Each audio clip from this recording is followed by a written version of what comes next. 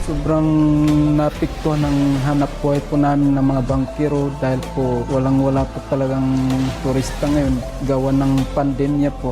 Walang magawang hindi kami nakapagtrabaho, nagkautang-utang dahil sa pandemic. Sobrang naapektuhan kaming mga surfer kasi halos dito na lang kami kumikita ng pagkain namin. Ang mas lalo pong naapektuhan is yung mga vendors natin, kabalyeros and tricycle driver. But in the good faith of our government, mayroon naman po silang ibinigay na ayuda. Ang pinagmamalaki ko po dito sa bansa natin ay punong-puno po tayo ng kultura at hospitality po matulungin, palakaibigan at siyempre po mababait po tayong mga Pilipino. Ang pinaka-proud of ko sa pagiging Pilipino, tayo ay merong katatagan ng kalooban na lumaban sa ating kakaibang klase ng laban. Sana kahit matapos na itong pandemya, ituloy-tuloy po natin yung magandang kaugalian na yon.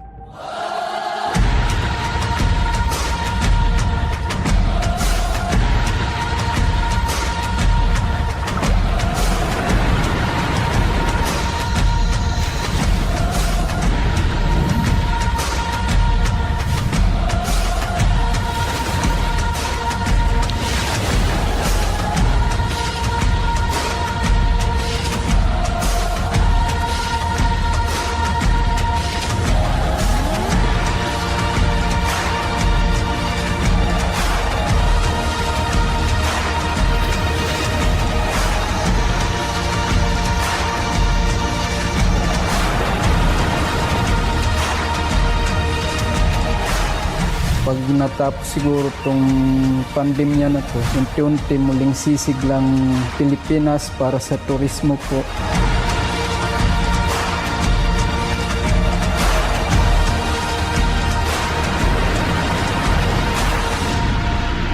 Ngayon na nagkakaroon na ng linaw ang bagay na ito, unti-unti nang nakikita natin sa mukha ng mga tao ang kislap ng kanilang mga mata at ngiti.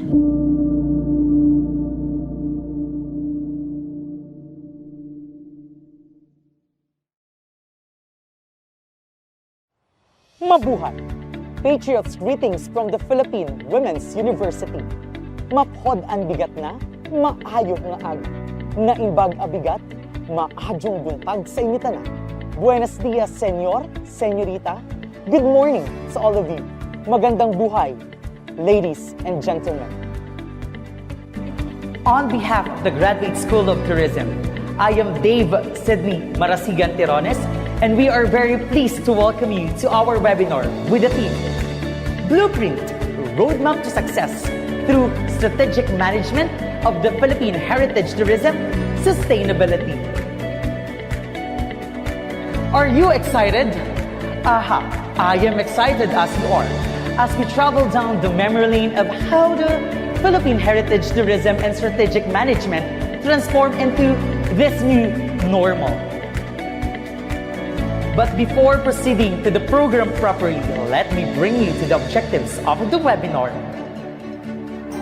The graduate students of Master of Science in Tourism Management class of 2022 aim to assess and determine the impacts of COVID-19 pandemic on the Philippine heritage tourism, to discuss the current actions to promote heritage tourism in the new normal, to determine the strategic management used in promoting heritage tourism in the new normal, and to give importance to the implementation of the strategic management plans for the Philippine heritage tourism.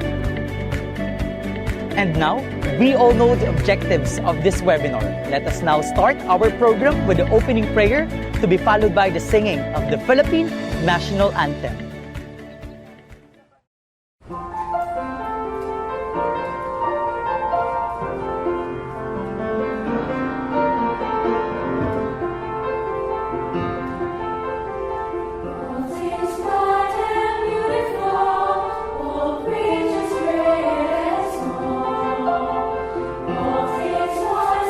Wonderful, the Lord God made them all.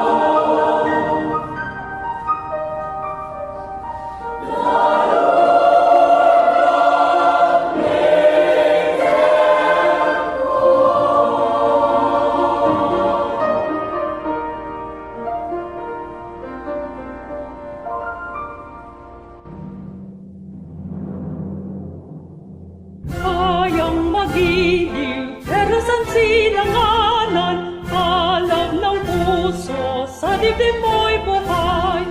Lupang hinirang, duyat ka ng magiting, sa manlulupig, di ka pasisiid, sa dagat at bundok, sa simoy at sa langit mong bukaw, may dilagang tulad, awit sa paglayang minamahal, ang kisap ng watawat mo'y tagumpay na nagdidigdig, ang bituin at araw niya kailan pa may di magdidinig, lupa ng araw ng walhati pagsinta, may langit sa piling mo, aming ligaya dapat may mga ami ang mamatay ng dahil sa'yo.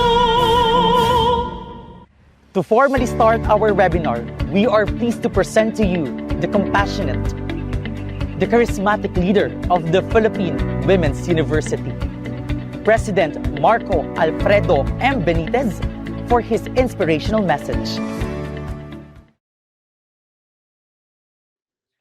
To our keynote speaker, Attorney Maria Antoinette Velasco Aliones, our University Chancellor and SVPA, Dr. Felina Young, Dean Prima Beliana of the PW School of Hospitality Management, hardworking faculty, dear students, and guests watching on our social media platforms, good morning. I'd like to congratulate the organizers of today's webinar entitled Blueprint, Roadmap to Success Through Strategic Management of the Philippine Heritage Tourism Sustainability, for their timely and relevant topic, as well as for their careful planning and execution of today's event, especially given the hectic schedules of our keynote and resource speakers due to the transition to the new administration come July 1. The return of tourism and the hospitality industry in recent months as a result of the relaxed quarantine restrictions and downgrading of the country to a lower risk category from the pandemic has been a truly welcome development.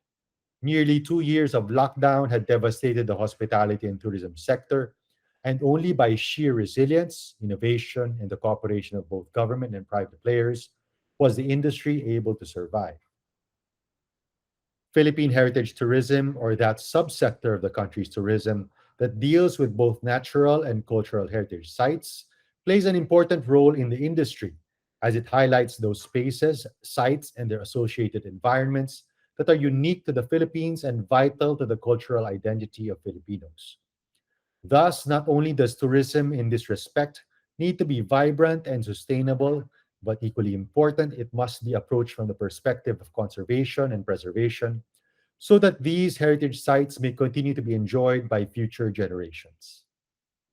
Today, we will get a better understanding of the impact of the COVID-19 pandemic on the state of Philippine heritage tourism, hopefully get a glimpse of the various natural and cultural heritage sites that the country is known for, and hear from our speakers the various efforts and initiatives being taken to promote heritage tourism in this new normal. We hope to also have the opportunity to listen to strategic management concepts relating to heritage tourism and tourism in general, as well as get a glimpse of the strategic management plans and the importance of their implementation with respect to Philippine heritage tourism. As an archipelago known for its many natural and man-made wonders, and one that is in need of a strong economic recovery post-pandemic, the tourism industry has been identified as one of the main drivers of growth and a key priority area for the next administration. It is therefore quite timely and important that proper strategic management principles be factored into planning for the success and sustainability of the sector. I look forward to hearing the different perspectives from our speakers in today's forum, and I congratulate once again the organizers and the PW School of Hospitality Management for this initiative. Thank you very much and a pleasant day to everyone. Thank you, President Benitez, for that gripping and inspiring message. At this juncture, please join me to welcome our course professor, Dr. Angelina U. Blanco, as she gives her message of hospitality and reception to the participants, organizers, and viewers of this webinar. Good morning and welcome to our webinar to success through strategic management of the Philippine Heritage Tourism Sustainability. So welcome everyone to our President, Mr. Marco Benitez, to Dr. Felina Yang, SVPAA and Chancellor, to our Dean Prime Abeliana, our PWU Graduate School faculty, Dr. Calusa, Dr. Sardena, and Dr. Zacarias, and our other faculty, PWU Graduate School students, guests from other schools, faculty, students, a pleasant good morning. Welcome. And today we shall be learning about strategic management in the Philippine heritage tourism from our four distinguished speakers, namely Mr. James Monran Mercado from the University of Santo Tomas, Department of Tourism Management. He will speak on the impact of COVID-19 on Philippine heritage tourism. Also, we have Mr. Brian Anthony Paraiso, Supervising Historic Sites Development Officer of the Historic Sites and Education Division of the National Historical Commission of the Philippines. He will speak on the strategic comeback of Philippine heritage tourism. And last, we shall have Mr. Lawrence Charles Salazar, Assistant Chief Program and Project Management Division Head of the Cultural Heritage Section of the National Commission for Culture and the Arts. And he will be speaking on strategic management actions to promote heritage tourism in the new normal. So at this point, I would already like to thank our distinguished speakers for sharing their precious time and expertise to us. All right? So just sit back and relax as we listen and understand about strategic management and heritage tourism. Again, welcome to this webinar, ladies and gentlemen, and mabuhay. Good morning. Thank you, Dr. Angie, for that warm welcome. At this point, we feel honored to have with us the dignified Chief Operating Officer of the Philippine Tourism Promotions Board, or PTPB, Attorney Maria Antoinette Velasco Aliones, for her keynote speech. A wonderful day to all of you who are joining this momentous and very important webinar staged by the Philippine Women's University on a topic that is close to our hearts at the Tourism Promotions Board. And I'm sure among all those Filipinos and tourists who value the importance of heritage tourism. We have seen that through the pandemic, our heritage tourism sites also took a pause from visitors, from tourists, even within the country, and more so from international visitors. But that pause during the 2.5 years of lockdown across the many destinations afforded us to actually gain a deeper appreciation for the beauty, the value of heritage and faith tourism sites and destinations to our culture and our identity, the very fiber of our country and our race as Filipinos. Nakita po natin na, may lugar pala yung heritage sites and creative economies, no, sa kabuuan ng turismo at sa pagpapalagunin ng ekonomiya. Dahil sa bawat pagbisita dito sa mga heritage sites na ito, hindi lang tayo nagbibigay ng kontribusyon sa kabuhayan, ipinalalago din po natin yung paglilinang ng kultura, no, ng mga lugar na yon at ng mga destinasyon kung saan nahahanap natin itong mga destinasyon na ito. The National Trust for Historic Preservation defines heritage tourism as, quote, traveling to experience the places, artifacts, and activities that authentically represent the stories and people of the past and the present, and unquote. So over the years, we've seen that tourists make decisions including from planning to actually their eventual visits, no? Evolving from mere sight, seeing the places, to insight, meaning going to places that afford them to gain more immersive experiences. This is also where we've drawn the perspective of deepening, no, yung immersive experiences that we have to offer, particularly in promoting heritage and faith tourism. And we forge partnerships with local government units, with creative communities, and the various host destinations in actually enriching and preserving these places, and then converging on the various promotional activities, because we pride ourselves actually that the country has our own best places of pride, kumbaga. For one, through the pandemic, our very own World City of Intramuros has been twice awarded as the leading tourist destination in Asia. So within the World City of Intramuros, you find historic places like the Manila Cathedral, St. Augustine Church with all the museums. Of course, there's Fort Santiago and Casa Manila, and the Bahay Chinoy, where we are able to look into the intertwined and long-standing history of the Filipino and Chinese people. We are elated that the Creative Economy Council of the Philippines has actually rolled out plans to position Intramuros as an art hub where Filipino talents can find a platform for showcasing their work of art. Also, through the pandemic, the Tourism Promotions Board supported Baguio City in their many and diverse endeavors of promoting arts, culture, and of course the heritage of the city. The summer capital was also designated by the UNESCO Creative Cities Networks as the first Philippine creative city for crafts and folk arts prior to the pandemic in 2017. And we've sustained this through the pandemic. And just as we were reopening Baguio City to domestic tourists and then this February to foreign tourists, we supported, the TPB also supported their endeavor to stage the second of the Montañosa Film Festival activities. So this was launched last year and we supported again this year.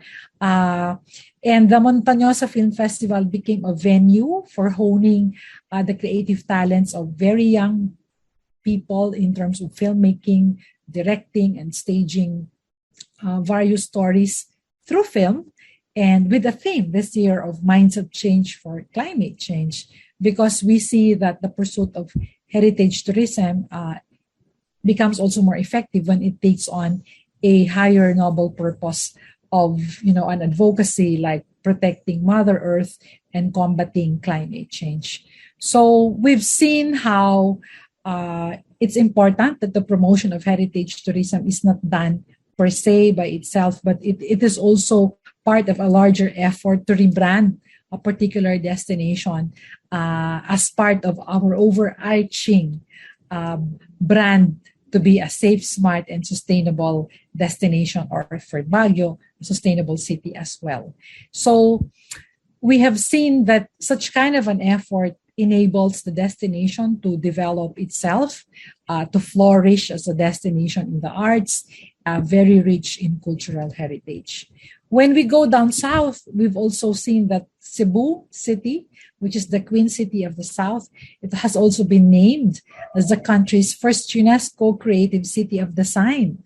So from crafts and folk arts, there's design, and we're hoping to expand this, branding, this recognition by the UNESCO to cover many other aspects of heritage and culture. So we've supported Cebu City in that endeavor, and we hope that this kind of collaboration and support will also be sustained because this is a notable approach, of course, to advancing creativity as a strategic development pillar for the city of Cebu, and hopefully to include other cities that are aspiring to be also conferred that label of being creative cities, so that they will also be allowed to feature and showcase the unique creative culture of the place. The Tourism Promotions Board, through the pandemic, anchored its programs on three strategic pillars of support for hobby or weaving, hilom or wellness and well-being, and halal. And among these three milestone projects, we actually try to roll out various activities and projects that directly or indirectly will, of course, support heritage and culture tourism. In this endeavor, we try to proactively look for communities, particularly those that have been left behind by the pandemic and have been adversely affected. And we roll out programs such as capacity building or actually giving them, kits and also enabling them.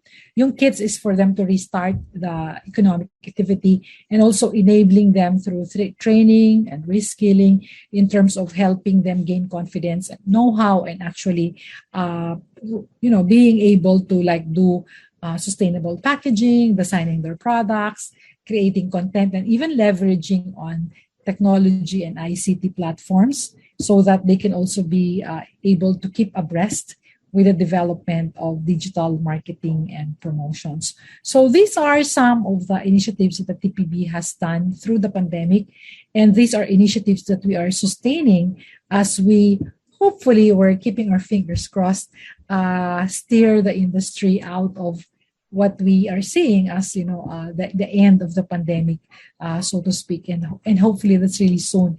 And this is something that we hope to sustain in terms of the gains that we have achieved in promoting and marketing sustainable heritage and culture tourism within the country. In 2021, we also rolled out the Philippine Faith and Heritage Program, particularly focusing on pilgrims tours. And this initially was done in partnership with the Creative Travel and Tours International and Radio Veritas, which was our way of celebrating the 500 years of Christianity in the Philippines. Because in 2021, many of the destinations where the Jubilee churches are located were still on lockdown. And so we've extended this until this year, and we hope to complete the Jubilee churches that are included there.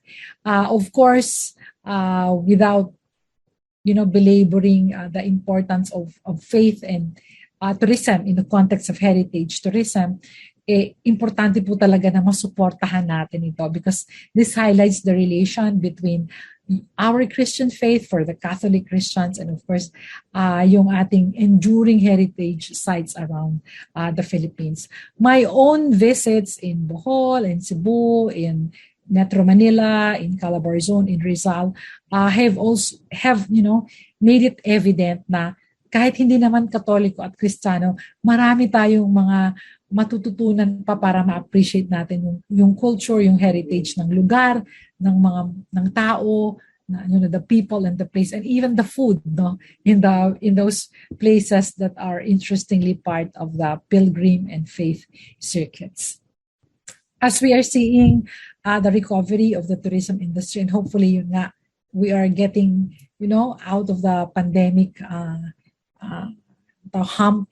We all realize that the road to recovery is an uphill climb, but we all take comfort in what the heritage tourism also offers for us ahead. The gift of faith, the history that have stood the test of time, which remind us also of our resilience as a people. And hopefully creative tourism and the support for the creative economy will also inspire us even more to actually converge and continue to work together to push this forward. As we steadily reopen, even gradually, but gaining gains here and there, with us being able to welcome foreign visitors since Promotions Board, renew our commitment to you and our gratitude to you, our partners in the academe, for supporting our faith and heritage tourism in the country. And with that renewed commitment, we are really hopeful that we will all be inspired and we will continue to work together so that we all realize that in bouncing forward with the industry, indeed, this has made our fun journey more fun because you are all in this journey. Maraming salamat po for sharing this journey with the TPB, and we look forward to meeting you soon in the intersections of the journey where faith, heritage, and culture tourism might bring us in the days ahead.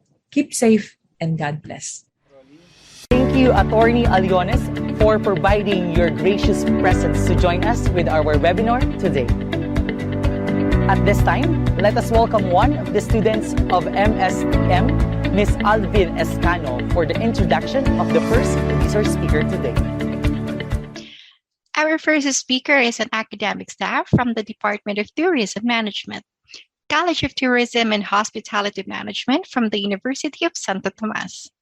He obtained his Bachelor of Science in Hospitality Management with specializations in Hotel and Restaurant Management, Tourism, and Cruise Line Management in 2012 as a magna cum laude from the Colegio de San Juan de Letran. He also obtained his Master of Arts in Cultural Heritage Studies in 2018 as a magna cum laude as well from the University of Santo Tomas Graduate School. He is also the National Vice President and member, Board of Directors of the Philippine Association for Researcher for Tourism and Hospitality Incorporated, and an associate member under Division Number 8 of the Department of Science and Technology. Please welcome Mr. James Monren Mercado. Mabuhay. Good day to everyone. And thank you very much for the invitation given by the Philippine Women's University, Master of Science in Tourism Management students. At this point, I would like to share with you my thoughts on the topic given to me, which is about the impacts of COVID-19 in Philippine heritage tourism. But I would like to broadly stroke the discussion into the realms and lenses of the international perspective, because at the end of the day, this was also the same at some point realizations and experiences by the local communities that we have in terms of implementing tourism programs in heritage and cultural resources. The title of my presentation is Pamana sa Panahon ng Corona, Cultural and Heritage Tourism During the COVID-19 Pandemic. And before we move on, I would like to give you some, let's say, a review of what is culture and heritage. Alam natin sa ating mga buhay, lalo-lalo ng ating mga panahon nung tayo mga bata pa, we have our own stories kung paano tayo maglaro. We enjoy our everyday afternoon and even evenings time with our friends and kapitbahay. And we have our own stories na magpipiko kami, maglalaro kami ng tagu-taguan, or even the fact of enjoying stories with your peers, with your kapitbahays, kahit na amoy pawis na kayo at duguan ang iyong katawan dahil ilang beses ka nang nadapa. Also, you have all your own stories about fast food chains na napakadami dito sa Pilipinas with this kind of brand that I have here in the screen, in your screen, and also the fact that your memories and stories of eating this food with your favorite brand. Yung times na ang inyong laging gustong sabihin sa inyong mga magulang is you would like to visit these places and eat your favorite food like spaghetti or chicken. Or even the fact na you have your new friends and peers na doon mo lang din nakilala when you tried to play in their own playground. And that's already part of your story that you would like also to share with other people, especially to your anaks and apos.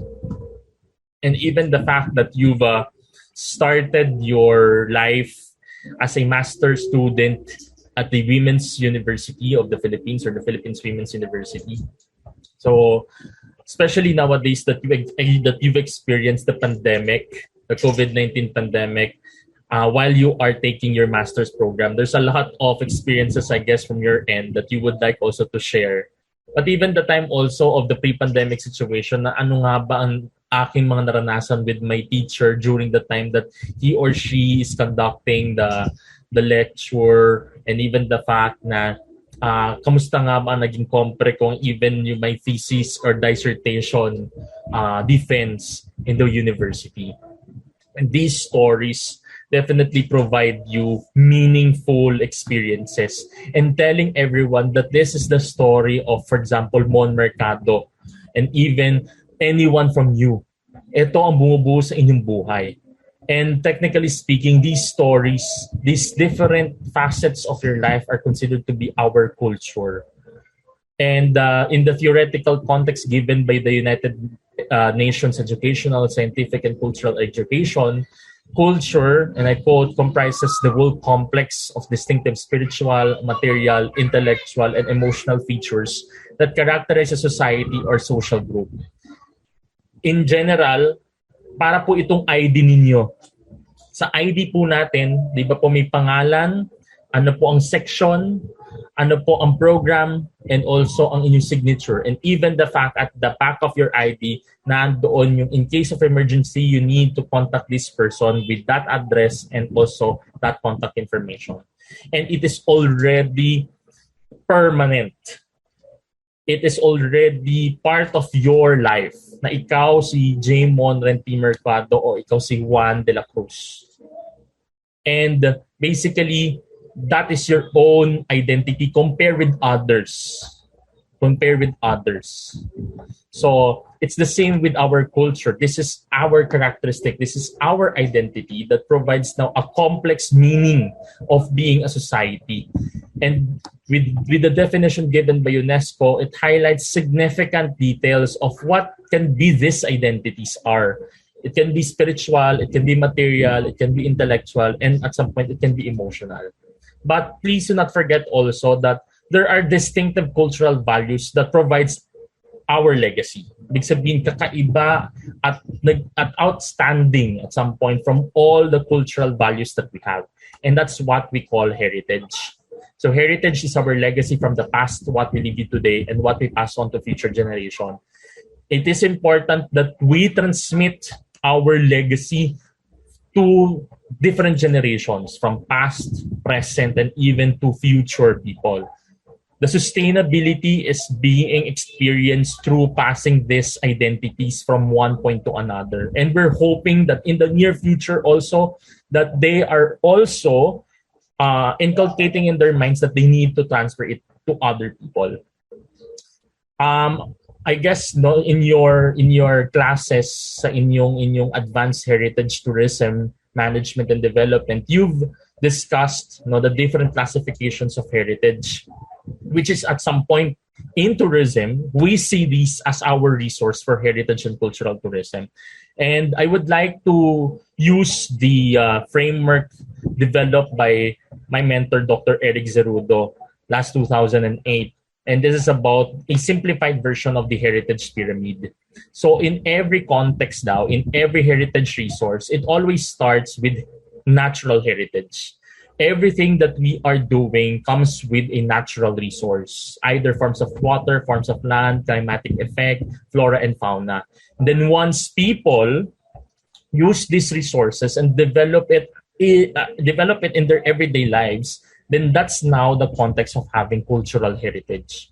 And as we develop our cultural entities in our lives, we develop now intangibilities and also tangible aspects that can be either movable or immovable. Just like this one, for example. Diba sa araw-araw lagi tayong kumakain ng kanin? For us, we have different identities or names of this rice. It could be bigas, arroz, beras, or nasi. And this is already part of our cultural value on what is the name of the particular product. As we all know, also, there are different processes on how to plant rice. And processes are considered to be intangible heritage.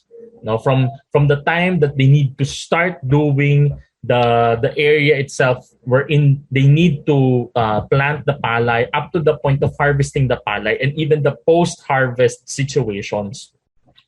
At may kita din natin that there are a lot of associated entities connected with this and which are considered also as heritage. From the carabao that the farmer is using, the machineries and equipments that are being used, these are considered to be movable heritage. And then to the point of, again, the process of doing it from one point to another. Also, there are significant places that are associated with planting rice, just like the rice terraces of the Philippine Cordilleras, which is one of our UNESCO World Heritage Sites. So from a mountain down to this, it is recognized because of its unique engineering process that were done during the pre-Hispanic period. So that's meaningful for everyone and even for us, specifically for Filipinos, to have this kind of majestic landscape done by people. That's why it is considered to be a mixed site. It's a combination of a natural and cultural heritage entity.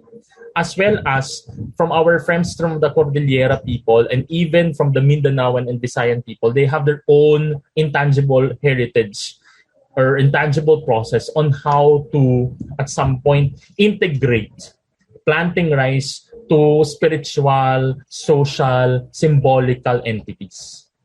So, ito po ay kasama sa buong proseso. And we consider it as part of the whole process and story of your rice. As well as the context of how you eat it.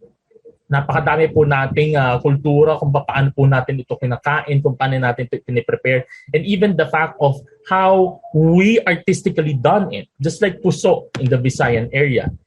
We also understand that there are significant dishes that are being developed through this. And this is part of movable and intangible heritage.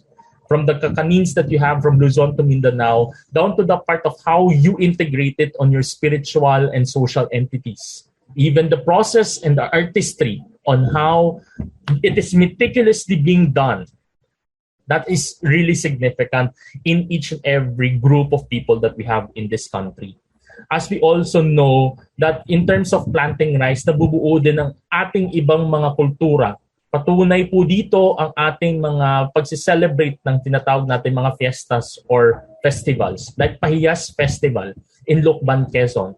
The context of farming and harvesting now agricultural products is one way on how they can, at some point, thanking God, spiritually speaking, for a good harvest. And even the point, for example, for making the keeping, which is one of the significant decorative entities of a house for pahiyas, they're using bigas, specifically glutinous rice. At hindi rin po mawawala dito yung connection ng ating spirituality. San Isidro Labrador, for example, the patron saint of farmers, who are at some point the immense Filipinos have this immense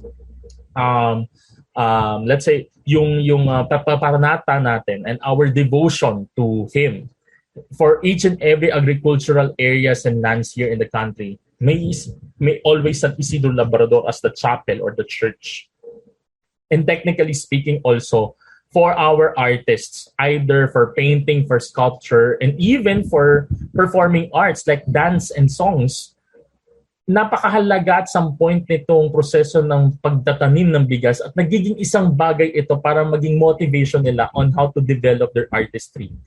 Ngayon, mula dito sa konsepto na to, matatanong natin, pagkain nga lang ba ang bigas? And there's a lot of entities and identities that are really significant. At some point, people would like to see. They are motivated to visit the place because of this. And that's why we develop our context of cultural and heritage tourism. According to the Municipal Economic Development Toolkit, and I quote, an economic development tool that achieves economic growth through attracting visitors from outside the host community who are motivated wholly or in part by interests in the historical, artistic, scientific, or lifestyle or the heritage offerings of a community, region, group, or institution. At the end of the day, as we integrate the context of tourism, attracting your visitors to visit your destinations, which we, at some point, offer them. Ano ang ating storya at ito ang ating kultura at pamana na kung saan sila ay nakaka-appreciate nito. Because as they compare it with their own culture and heritage, wala sa amin nito, kaya gusto namin ito makita. And at the end of the day, through the process of the traditional tourism entities, kumikita ang komunidad, kumikita sila at nagkakaroon sila ng economic growth and socio-cultural entities for conservation and environmental protection because of doing heritage and cultural tourism. And the Philippines is really, at some point, intensifying this kind of product because there's a lot of resources that we have for this entity. That's why in the National Tourism Development Plan 2011 to 2016 up to the point to 2016 to 2022, one of our major tourism product portfolio is cultural tourism. Actually, it is considered to be the second top tourism product that we have in the country because of our rich cultural entities. But definitely, with this kind of situation, with the COVID-19 pandemic, marami tayong mga realizations and facts. And basically, one of the major aspect here is the concept of closing our borders, our destinations in general. Few of us can transfer from one point to another. There are different proclamations of, let's say, itong ating mga quarantine protocols and even the fact on how we can implement tourism in times of the pandemic. There are certain reports that were issued by the international community when it comes to the different impacts of COVID-19, specifically for heritage and cultural tourism. I would like to highlight the UNESCO report on the impact of the COVID-19 pandemic on World Heritage that was issued in 2021. It was highlighted that these are some of the negative impacts shown to most of our World Heritage sites. There are, number one, decline in terms of funding because of the fact there is an absence of tourism activities. So closed ang mga heritage sites, they cannot accommodate tourists, and because of that, hindi sila ngayon kumikita. At to the point that it is now a realization na naging tourism intensive tayo in terms of our economy. We only focused on making money and even profitability through tourism. And now with this, saan tayo nga kukuha? And even with this kind of entities, na ang pondo ay pinakamahalaga when it comes to conservation and development. Then also loss of job opportunities for a lot of people who are working for heritage and cultural resources. Closure and also the capacity limitation in terms of the heritage properties that we have. And because of the limitation of people, dito tayo nagkakaroon ng problema on how we can furtherly protect, maintain, conserve, and monitor our heritage resource. Even itong ating mga frontliners for heritage and cultural resources, syempre lilimitahan din natin in terms of going to the sites and work because of the fact na we would like to lessen the cases of COVID-19's transmission. So, naapektuhan din itong mga klaseng bagay na to. And definitely, there are strict context of implementing new programs on how to do it, even though we have limited people. Challenges also to maintain site management activities like yung surveillance, yung anti-poaching, and illegal logging. Please do not forget that as part of our heritage entity, natural heritage is one of this.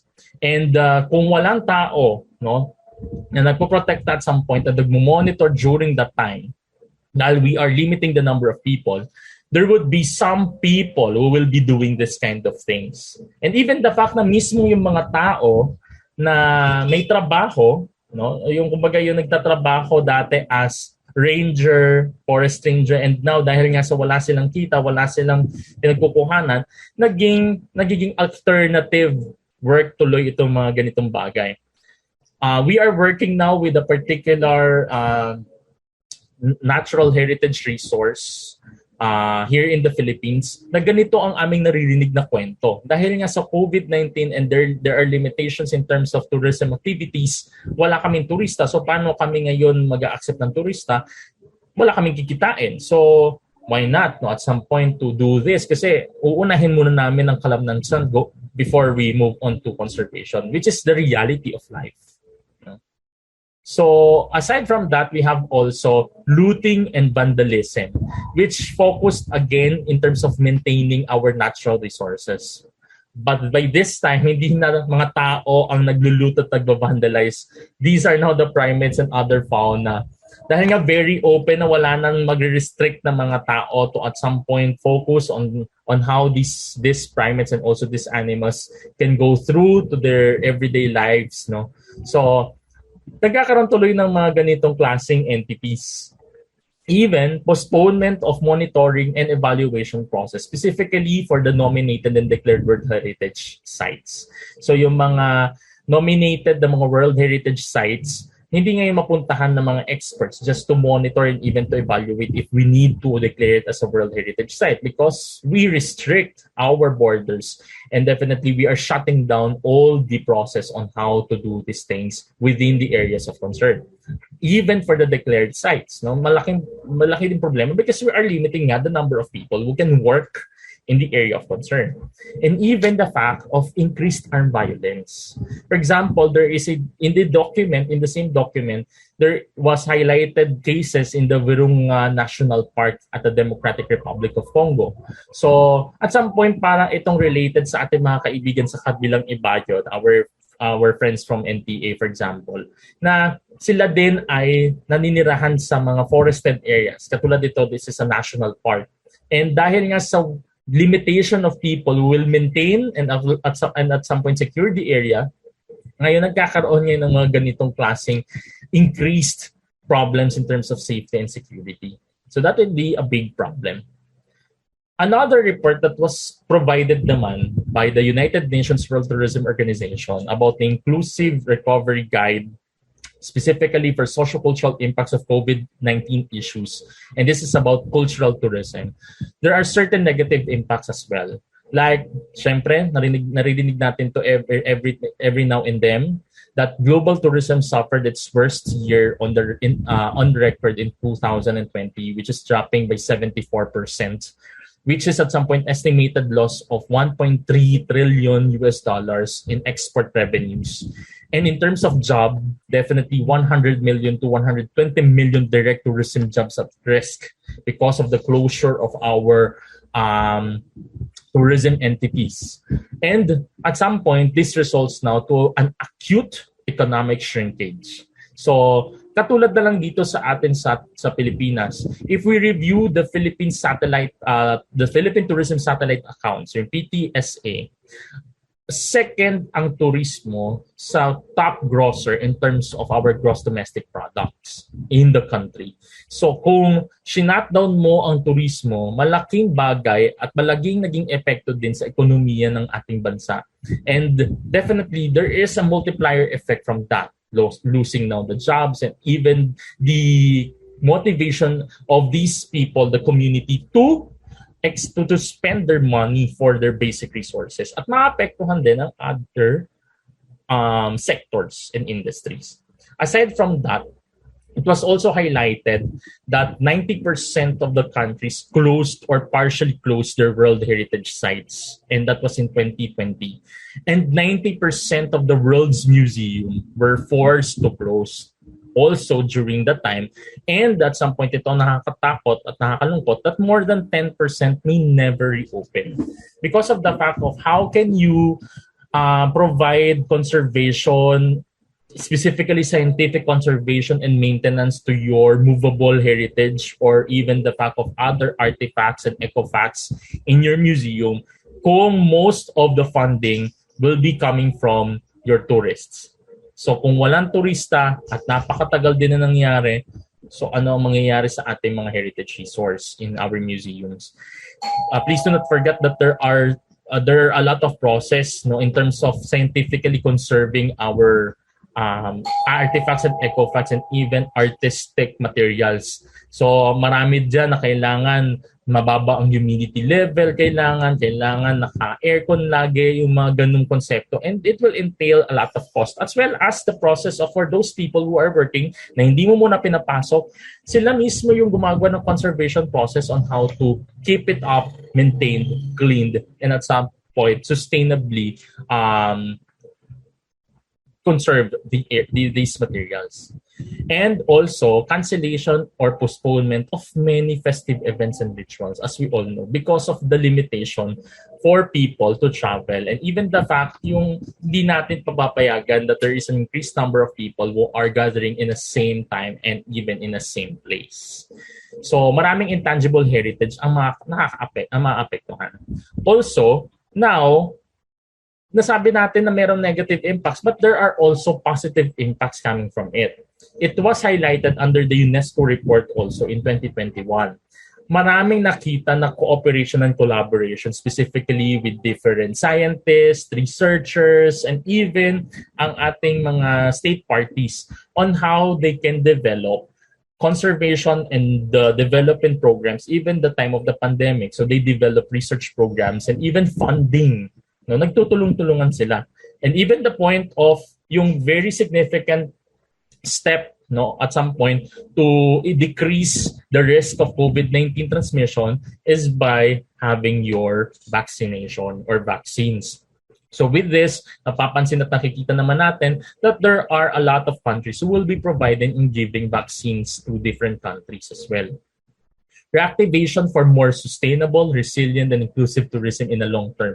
And this is a realization for different destination managers na kailangan pala na sa ngayon, nakikita natin yung epekto, and this is a problem due to the fact of thinking on unsustainable manners and ethical consideration. So why not na this is a good lesson for everyone. And now we think and we develop how can we pursue sustainable or sustainability in our areas of concern, as well as design new ways for preserving our sites. Dahil nga kakaunti ang mga tao, kakaunti ang funding, kakaunti din yung nagbe-maintain. So how can we at some point adjust with this new normal?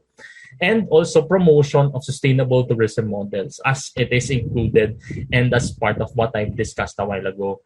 Emphasizing the importance of sustainable development approaches, kaya nga maraming realizations that we try to be very serious in terms of implementing the sustainable development goals or the SDGs for tourism, for example. And last one, this is all inculcated through the efforts of our legislative bodies from the national and even from the local government to develop policy advocacy on how we can sustain and protect our heritage and cultural resources. Isa din sa mga bagay, and at some point, this is our role in the heritage and cultural field, no? During this time of the pandemic, specifically for the society in general, how can we extend our resources na kahit nasa bahay lang ang mga tao, they can appreciate culture and heritage? This is based from the article developed by Boots Herrera, which is the Director and Chief Curator of Ateneo Art Gallery of the Ateneo de Manila University. And the article is entitled as Musing and Museums on the New Normal. It was highlighted from different news, for example, na marami nagkakasakit in terms of their mental health, no? Ang ating mga kababayan. Dahil nga sa stress na lagi sila nakakulong, wala silang magawa, hindi sila makalabas, emotionally drained and mentally drained sila sa trabaho dahil mas madaming trabaho ngayon during the pandemic. So kahit na nasa bahay ka. And even the fact of yung stress na naiisip mo because of this virus. So malaki ang lagi mong iniisip at maraming stress sa buhay natin. Now, with this, isa sa mga bagay na dapat nating tignan bilang museum or cultural and heritage advocate that we would like to contribute something to lessen this kind of mental issues. And ito lumalabas na kailangan maging prime mover tayo on how we can create recreational and leisure activities habang nasa bahay sila.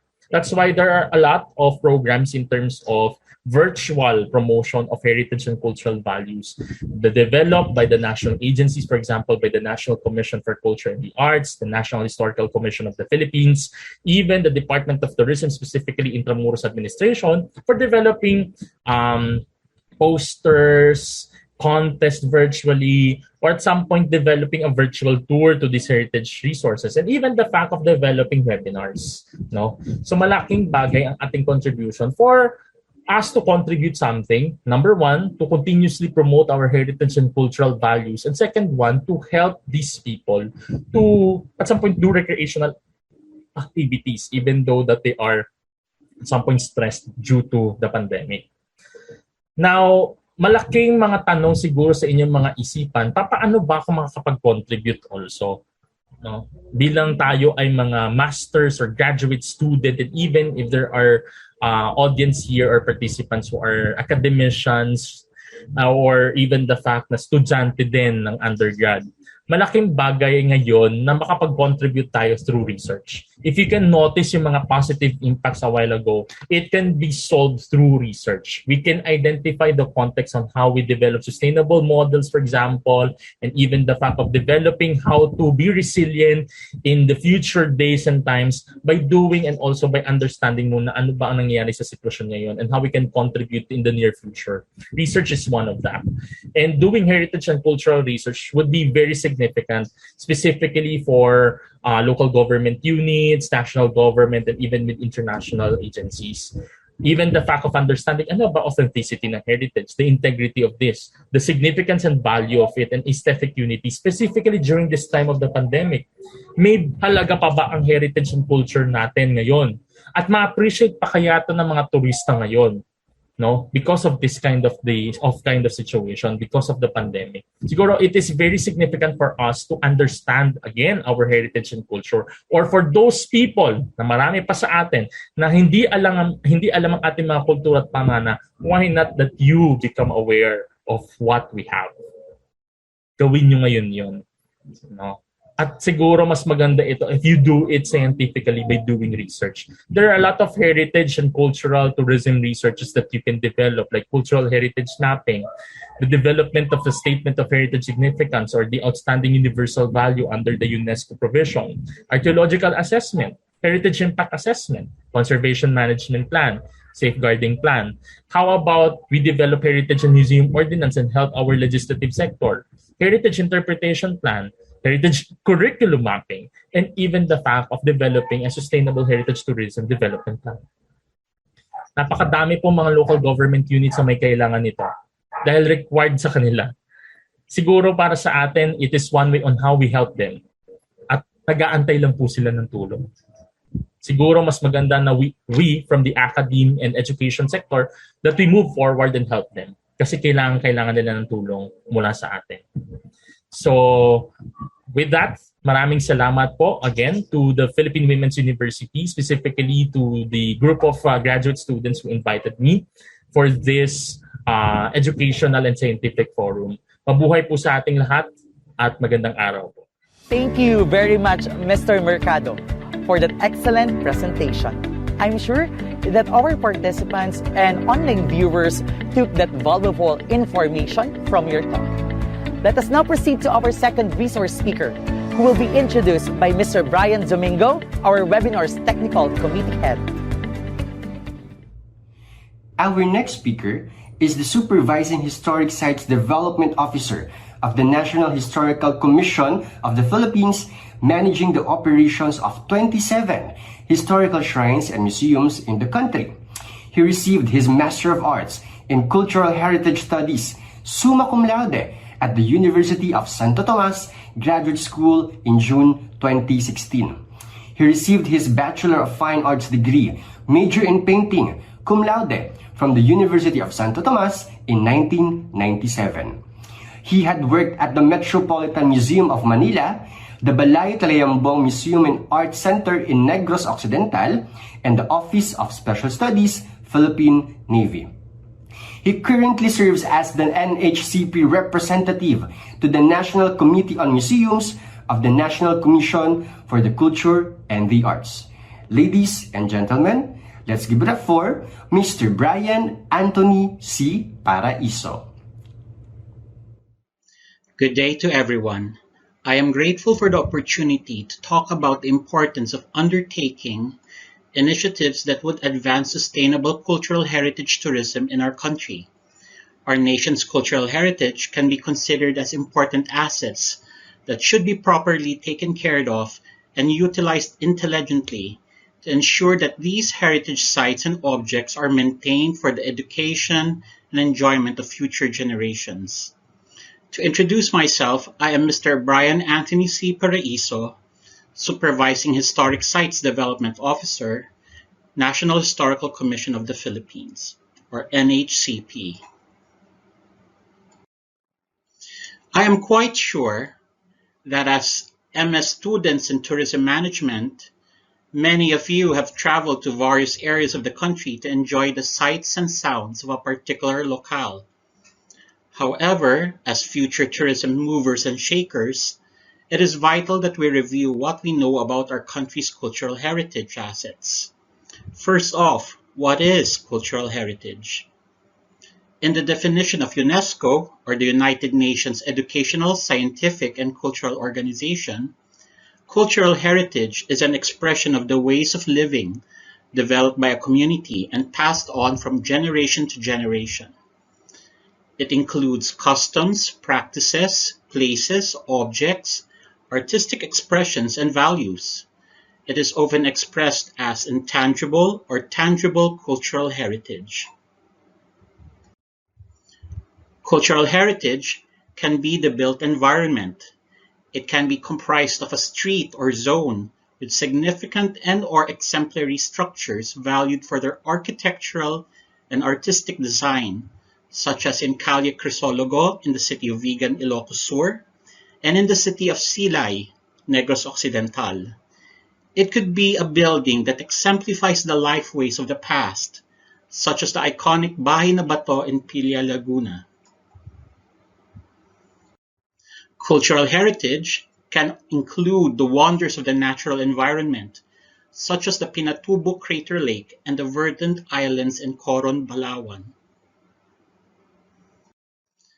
Cultural heritage is the various artifacts and works of art that possess the excellent qualities of creativity and craftsmanship in their making.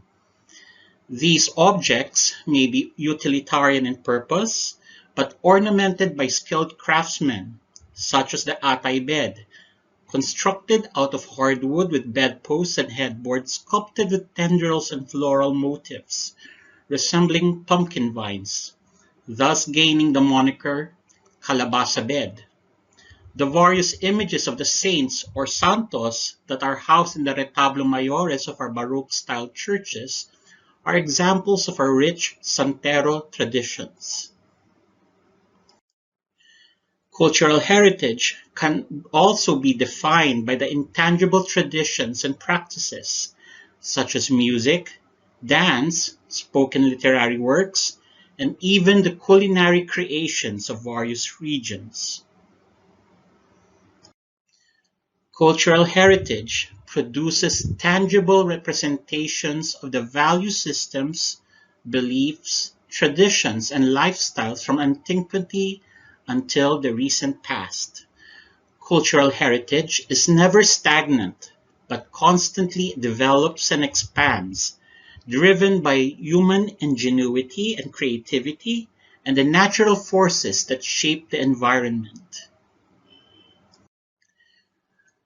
One of the fundamental frameworks used by cultural workers to understand how cultural heritage is developed and maintained is the heritage cycle. When cultural heritage is enjoyed by people, they develop a thirst to understand about it. By learning to understand about their cultural heritage, people learn to value it.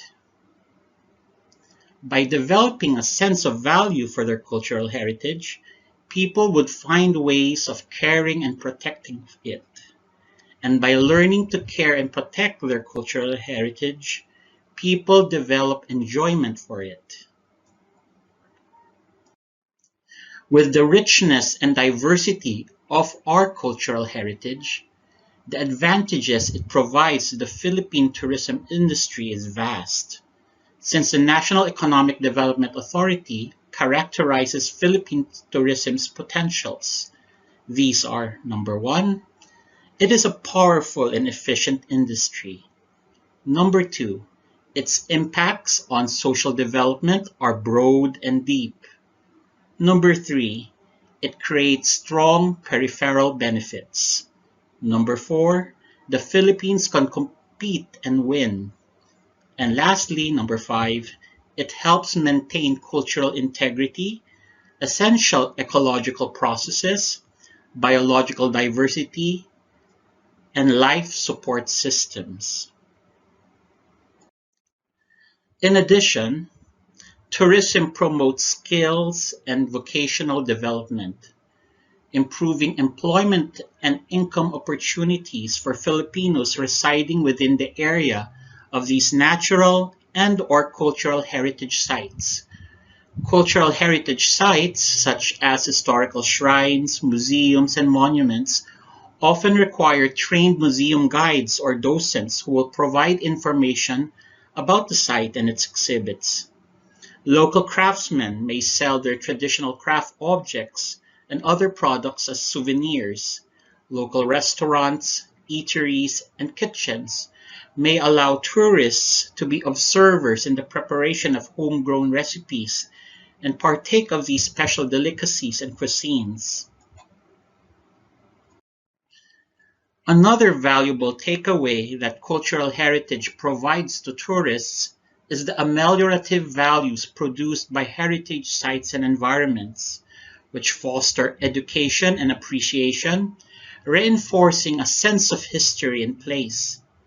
A visit, for example, to the Jose Rizal Shrine in Fort Santiago, Intramuros, Manila, would allow visitors to learn about the last hours spent by our national hero, Jose Rizal, in his prison cell, awaiting his execution on 30th December 1896, while the President Ramon Magsaysay House in Castillejo, Zambales not only provides a peek into the family life of President Magsaysay and his family, but also into his exploits as a guerrilla fighter and President of the Philippines in the early 1950s. The International Council of Monuments and Sites, or the ICOMOS, reminds us about tourism and cultural heritage sites. Thus, the wise use of heritage should be in coordination with the social and economic development objectives of the emerging global society. One of the principal challenges wrought by mass tourism to heritage sites is the gradual damage incurred to these environments. Examples like the litter left by people who join religious processions, the waste material and human detritus ejected into the waters and beaches of Boracay, the defacement caused by vandals who visited the Angono petroglyphs in Angono, Rizal. Added to these human activities are the natural calamities that have struck our heritage structures, like the massive destruction of Bohol's Baroque churches in 2013. As noted by renowned heritage expert Dr. Eric Zerudo of the UST Center for Conservation of Cultural Property and Environment in the Tropics, he says, balancing heritage conservation and tourism is an urgent concern because of the divergent approaches to achieve it. As local communities work to promote their respective tourist spots as a source of pride and revenue, more often than not, the issue of maintaining the integrity of the location is neglected. How far should a local community go in the name of tourism, while still preserving these locations from deterioration for the next generation to enjoy? The COVID-19 pandemic in the early 2020s greatly affected the operations of the arts and culture sector, both locally and internationally, with many museums and cultural institutions, historic sites and monuments, and World Heritage sites closing their doors to potential tourists. Communities that relied on tourism and these heritage sites for their daily occupations had their earnings drastically cut down, and revenues for the conservation and upkeep of heritage sites were also severely affected. In a survey done by the International Council of Museums, or the ICOM, in mid-2020, almost 90% of museums worldwide closed down their operations, with many as 1 in 8 museums never reopening. Further, canceled national and local cultural and religious events, such as festivals, rituals, and varying forms of traditional practices, directly impacted communities and their social fabric and cohesion. Cultural and creative industries in the country saw 80 to 90% of cultural institutions closing down, and its workers and creative producers losing their irregular income. Although the National Commission for Culture and the Arts, or the NCCA, provided financial assistance to cultural workers and artists, it proved to be a short-term solution as it can barely provide for their everyday needs and support for their creative endeavors and products. For the National Historical Commission of the Philippines, 2020 proved to be a difficult time for us, since at the start of the year saw the violent eruption of Taal volcano, which forced the closure of NHCP history museums in Batangas and Laguna provinces. Then in March 2020, the implementation of the quarantine restrictions in Luzon forced the NHCP to close altogether its main office in Manila and cease museum operations and activities due to the upsurge of COVID-19 cases. To save the various artifacts in the NHCP Taal museums, which are the Museo Nina Marcela Marino and Felipe Agoncillo, and the Museo Nina Leon at Galicano Apacible, the Materials Research and Conservation Division, or the MRCD, undertook rescue efforts to remove artifacts so as to prevent damage caused by the heavy ashfall and sulfuric vapors. On the other hand, during the COVID-19 pandemic, the NHCP followed through with its educational mandate through the use of alternative learning platforms afforded by social media to produce and disseminate documentary films on Filipino heroes, infographics, and online exhibits on historical and cultural themes. Despite the continuing difficulties caused by human degradation and natural disasters, the main initiative of both cultural and tourism workers should be focused on how to make cultural heritage tourism sustainable. A significant and doable strategy has been articulated in the Tourism National Strategy to create an integrated, sustainable tourism management plan that identifies the viable and critical environmental, infrastructure, and community-based projects that link and integrate the tourism development of the area.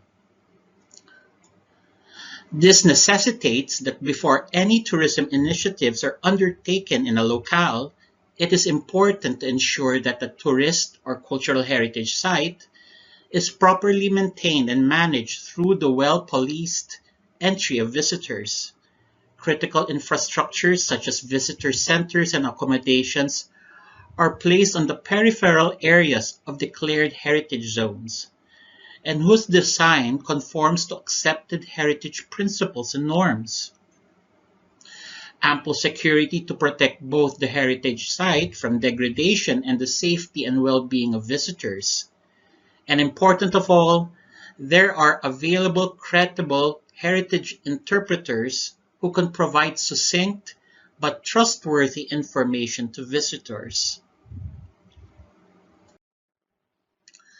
This is essentially reflected in the definition of sustainable tourism development by the World Travel and Tourism Council, or WTTC, in 1998. It states that sustainable tourism development should address the needs of tourists and the locales where tourism activities are undertaken. It must protect and enhance opportunities for both the present and future. There should be the judicious management of all resources that would address economic, social, and aesthetic cultural requirements. It must maintain the locale's cultural integrity, essential ecological processes, biological diversity, and life support systems. Some strategies that can make cultural heritage tourism sustainable are the following. Number one, assess the existing regulatory and economic frameworks to support sustainable heritage tourism. What are the laws and policies, regulations in the local and national level that affects the heritage tourism in an area or region? Do these areas have local heritage ordinances or conservation management plans for heritage sites that directly influence how tourism activities should be conducted? Number two, assess the implications of tourism operations on economic, social, cultural, and environmental aspects. So, how do tourism operations affect the lifeways of a community? Would it spoil the integrity of a certain cultural practice or commercialize a cultural product that affects its authenticity? Will these developments ultimately despoil a heritage site? Number three, train and educate to raise public awareness for cultural heritage tourism. Train and educate tourism workers to be knowledgeable of the heritage sites that they are introducing to visitors. They should provide credible information and avoid using unverifiable sources when they engage in heritage interpretation activities. Coordination with local historians and historical researchers can help fill in the information gap, as they are well versed about the historical and cultural significance of the site. Number four, plan for sustainable cultural heritage tourism.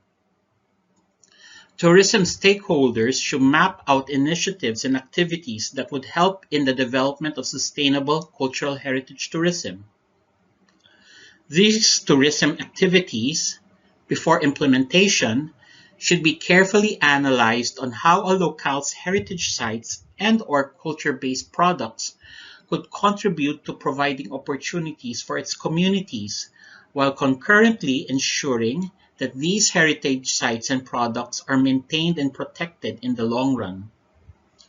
So number five, facilitate exchange of information, skills, and technology related to sustainable cultural heritage tourism. It is essential that tourism stakeholders become aware of the best practices and standards that have been successfully implemented by other heritage tourism sites, both locally and internationally. Can these best practices be adopted immediately, or should these be tweaked to address local requirements? Number six, allow participation of all sectors of society. Sustainable cultural heritage tourism should contribute to the betterment of stakeholders, consumers, and local communities through the introduction of beneficial tourism activities that will address the social, economic, cultural, and ecological well-being of the heritage site and/or cultural producers makers. Thus, everyone should be given a voice in mapping out the tourism plan of a heritage site. Design of new tourism products that are sustainable. Number seven. Tourism stakeholders and planners, as part of the tourism planning outputs, should come up with new tourism products that are not only saleable to tourist consumers, but should also protect the environmental well-being of the heritage site. Further, these products should support local creative industries by providing ample financial and creative support to craftsmen and artisans. Number eight, measure progress in sustainable cultural heritage tourism development at local level. Tourism stakeholders and planners should come up with frameworks that would gauge the progress of activities and initiatives geared towards sustainable cultural heritage tourism development. Should the increasing number of tourists entering a heritage site be the impetus in providing better accommodations and facilities in areas outside of a declared heritage zone? How would the influx of tourists affect the social and cultural integrity of the heritage site? And lastly, number nine, create local partnerships for sustainable cultural heritage tourism development. Sustainable cultural heritage tourism development will be successful if partnerships between stakeholders, communities, heritage workers and advocates, and creative industries are well in place and working together, since their objectives and visions are cohesive with each other. Sustainable cultural heritage tourism must be anchored on the elements of sustainable development, which are number one, ecological sustainability, number two, economic sustainability, and lastly, equity to be successful. It is also vital that the national government, the tourism industry, and the local destination heritage site are synchronous and cohesive in its programs for cultural heritage tourism. Sustainable heritage tourism development in the Philippines is still in its nascent stage as it continues in its drive to improve the country's tourism destinations, its infrastructure requirements, and promotion to both local and foreign travelers, despite the economic, political, and security upheavals that often deter its growth. Sustainability in tourism is not an overnight achievement, but often requires years of preparatory work that consists of strong, continuous cooperation and education, training, and confidence building measures between the recognized stakeholders to protect, preserve, and build up the resource viability of a tourist or heritage site. Thank you everyone for taking the time to listen to this brief lecture. I am hopeful that you have gained much information on sustainable cultural heritage tourism. If you wish to get in touch with me, you can see my email address and post your questions to me. Thank you again and good day to everyone. Thank you very much, Mr. Paraiso, for giving us a realistic view of how strategic management is important to the Philippine heritage tourism. And now, we are now down to the last but not the least resource speaker to be introduced by one of the MSTM student, Ms. Volume Macativo. Mr. Lawrence Charles E. Salazar is a Planning Officer 4 of the National Commission for Culture and the Arts. He currently serves as the Assistant Chief of the Program and Project Management Division and Head of the Cultural Heritage Section. Prior to this, he was the Head of the Cultural Dissemination Section. Concurrent to this role, he served as a Special Technical Assistant to former NCCA Chairman Felipe M. De Leon Jr. on Centro Rizal, owing to his knowledge of Philippine cultural diplomacy. He represents NCCA in the governing board of the CIMEO Center for History and Tradition in Myanmar since 2017 and the Board of Trustees of the Human Rights Violations Victims Memorial Commission since 2019.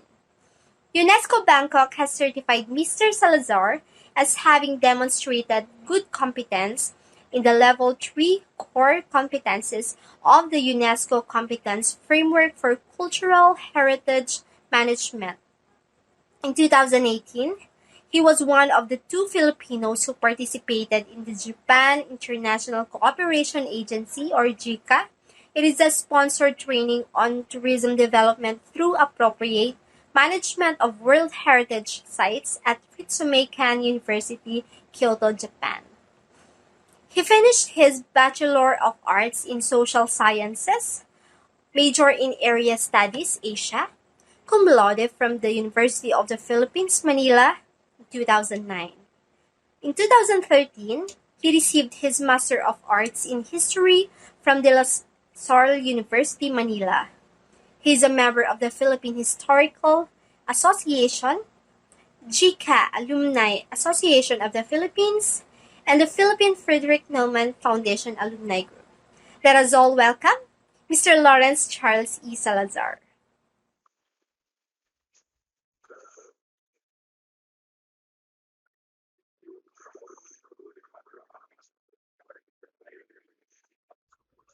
Good day to everyone. I am Lawrence Charles Salazar, Head of the Cultural Heritage Section at the National Commission for Culture and the Arts.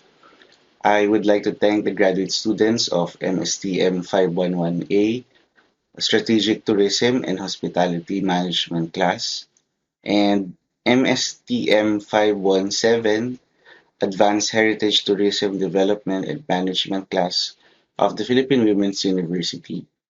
PWU has a special place in my heart since my maternal grandmother is a graduate of this university where she earned her degree in pharmacy. I was requested today to discuss with you the strategic management actions to promote heritage tourism in the new normal. I am delighted that you are interested in featuring this topic in your class. I must admit that at the onset I was reluctant to do this presentation since my role in the commission has nothing to do with heritage tourism. For almost a decade of working in NCCA, I have primarily been engaged in doing policy work on cultural heritage development, promotion, and regulation, and in exercising quasi-judicial functions to regulate activities affecting Philippine tangible cultural heritage. As such, I have never been cognizant of the interface between cultural heritage preservation and tourism promotion.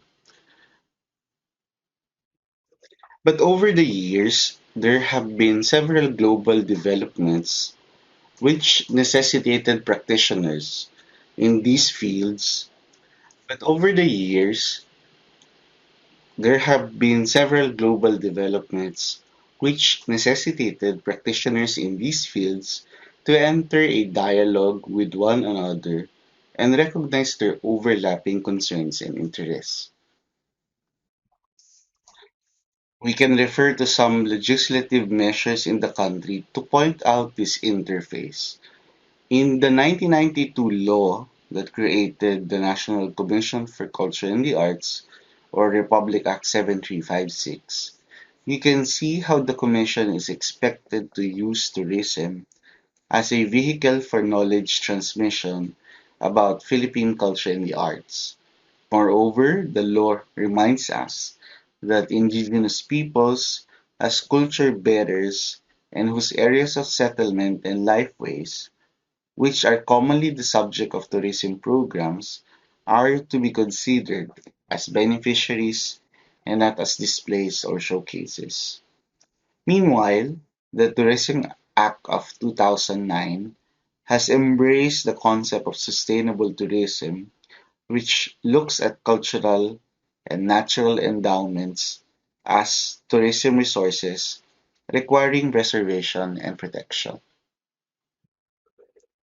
In sum, these laws attempt to conceptualize sustainable tourism by ensuring that natural and cultural endowments are preserved and protected not only for enjoyment of tourists, but also to enrich their tourism experience and also as a source for economic and social development of indigenous communities. A concrete relationship between heritage and tourism established by these laws is on funding. RA 7356 has mandated the establishment of the National Endowment Fund for Culture and the Arts to be administered by NCCA, which shall receive 10% of the total gross collections of the travel tax. This was also retained by the Tourism Act of 2009. Moreover, the Tourism Act also mandated that at least 5% from the travel tax collection, which shall accrue to the Tourism Infrastructure and Enterprise Zone Authority, shall be earmarked for the development of historic, cultural, religious, and heritage sites and prime tourist destinations. In this diagram, we get to see that the funding relationship established by these laws between heritage and tourism is inverse and cyclical. The overall well-being of one is contingent on the decay of the other. Increase in outbound tourism and travel tax collections benefits the heritage sector in terms of funding. This means, however, that domestic tourism is low. Meanwhile, increasing spending on heritage sites as tourist attractions and tourism facilities around these sites helps the tourism sector in terms of visitor numbers. However, this might be short-lived since travel tax is a form of tourism barrier, which the Philippines is expected to scrap to honor its commitment with the 2002 ASEAN Tourism Agreement. Another state instrument on heritage preservation is Republic Act 166 or the National Heritage Act of 2009. The law aims to protect, preserve, conserve, and promote the nation's cultural heritage, its properties and histories, and the ethnicity of local communities, establish and strengthen cultural institutions, and protect cultural workers and ensure their professional development and well-being. In terms of heritage tourism, the law contemplates that by improving the competencies of heritage workers, it would help towards building efficient and responsive institutions. With institutional and human resources improved, cultural heritage sites are better protected and preserved. Heritage sites that are well preserved become attractive to tourists. We know very much how the pandemic affected the tourism industry when it broke out 2 years ago. In the last 10 years prior to the pandemic, we have been experiencing a steady growth in the global tourism industry. The pandemic has punctuated the steady growth of the sector, and it will probably take 3 years from now before we experience a full aviation industry recovery comparable to 2019 levels. This chart shows how much tourism contributes to the gross domestic product of various countries and territories. Of course, Macau Special Administrative Region is a gambling territory, but more importantly, the historic center of Macau is a World Heritage Site. Macau also has a good heritage law in place. It also has a good academic institution for tourism, the Macau Institute for Tourism, where students are also exposed to cultural tourism. In the case of the Philippines, tourism accounts for 9% of the country's GDP compared to Thailand, which is also a Southeast Asian country that is highly dependent on tourism, which is at 7%. You see, tourism is an industry that makes a strong contribution to economic development. But over the years, even prior to the pandemic, um, there has been a global trend to ensure that tourism will not only increase its contribution to a country's GDP, but also to ensure that we can continue to depend on tourism as a profitable undertaking, as well as to widen its net of beneficiaries, not only in terms of the economy, but to help it make a dent in social fabric and the environmental integrity of these countries. I'm sure that all of you, graduate students, are very much familiar with the UN World Tourism Organization and its advocacy towards sustainable tourism. This concept has helped the domain and practice of cultural and heritage tourism to broaden and enrich the scope of sustainable tourism. But before we proceed, I wish to take your time to clarify some concepts as these are contingent to our understanding of the relationship between culture, heritage, and tourism. Under existing laws, cultural heritage is defined as the totality of cultural property preserved and developed through time and passed on to posterity. Sorry. On the other hand, cultural property refers to all products of human creativity by which a people and a nation reveal their identity, whether public or privately owned, movable or immovable, and tangible or intangible. This means that cultural heritage is more of a concept and what can we can actually regulate uh, and create policies for towards protection will be on cultural property and the continuous protection of several cultural properties contributes towards the overall protection of a nation's cultural heritage. Meanwhile, cultural heritage can either be tangible or intangible heritage. Tangible heritage refers to the totality of cultural property with historical, archival, anthropological, archaeological, artistic, and architectural value, and with exceptional or traditional production, whether of Philippine origin or not, including antiques and natural history specimens with significant value. On the other hand, intangible heritage would include traditions or living expressions inherited from our ancestors and passed on to our descendants. To distinguish them, it would simply mean that tangible heritage refers to those objects that the senses can um, refer to. Um, the intangible heritage can also be seen, heard, and touched through its manifestations, such as dances, oral traditions, um, uh, pot making, mat weaving. So these are manifestations of intangible heritage.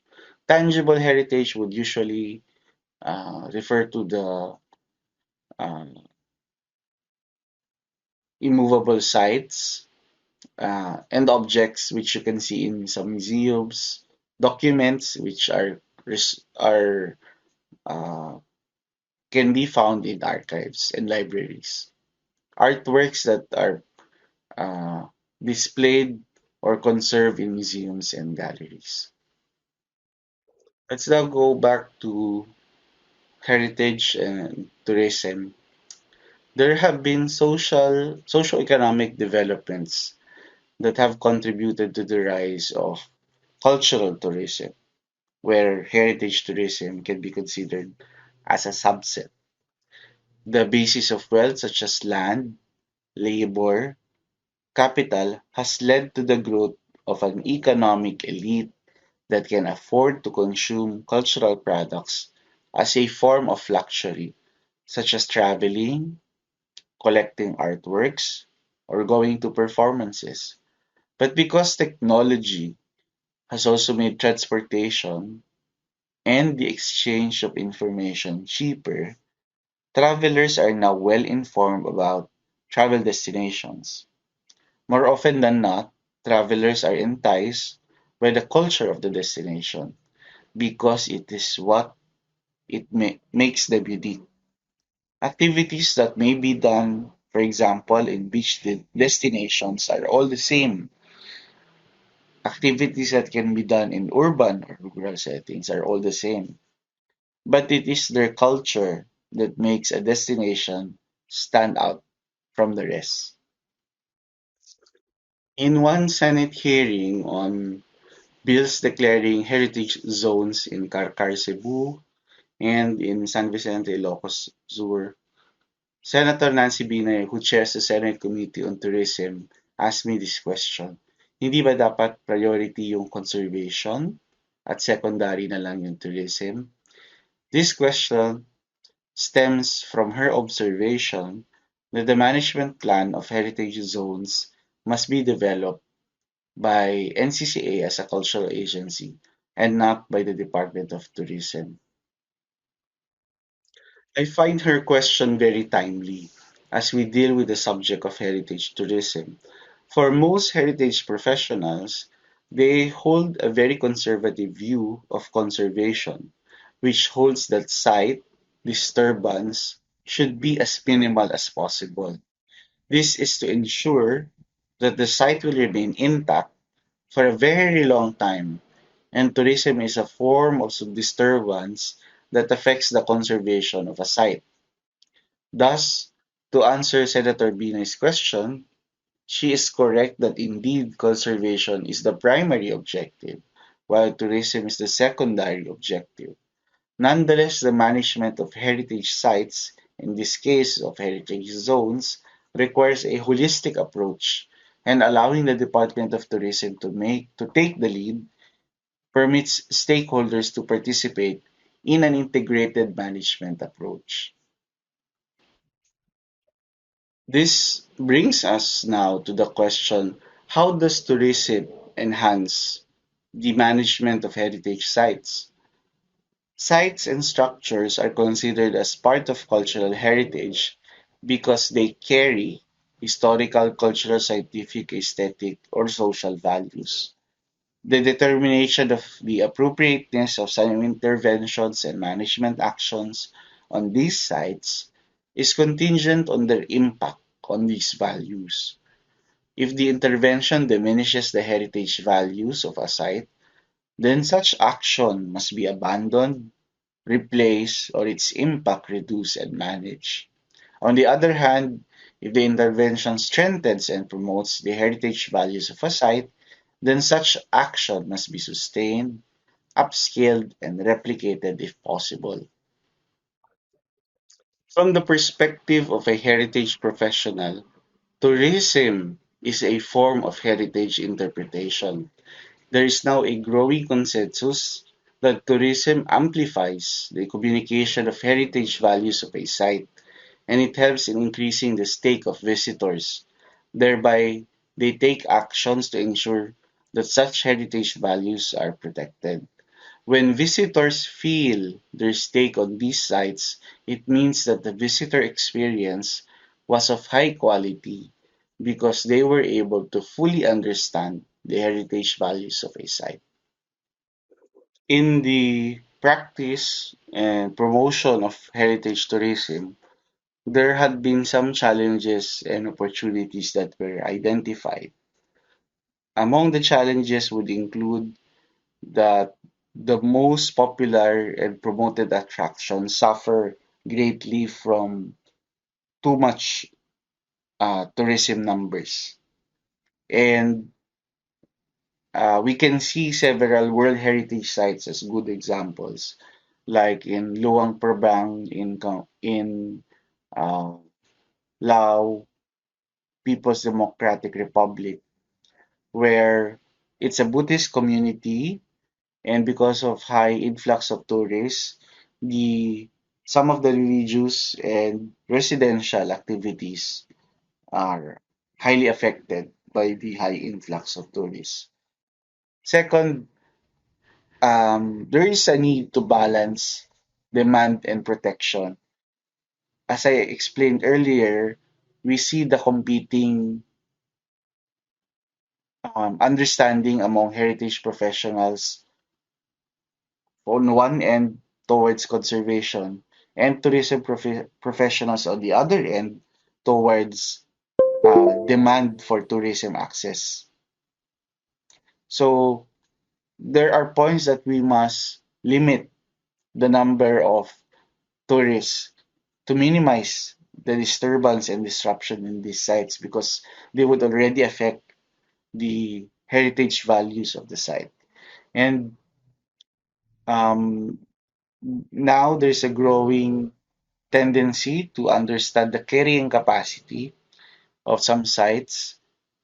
And the studies on the carrying capacity of sites would include primarily they dwell heavily on the in ensuring that the heritage values of the site would be protected, and the balance would be towards that consideration. On the other end,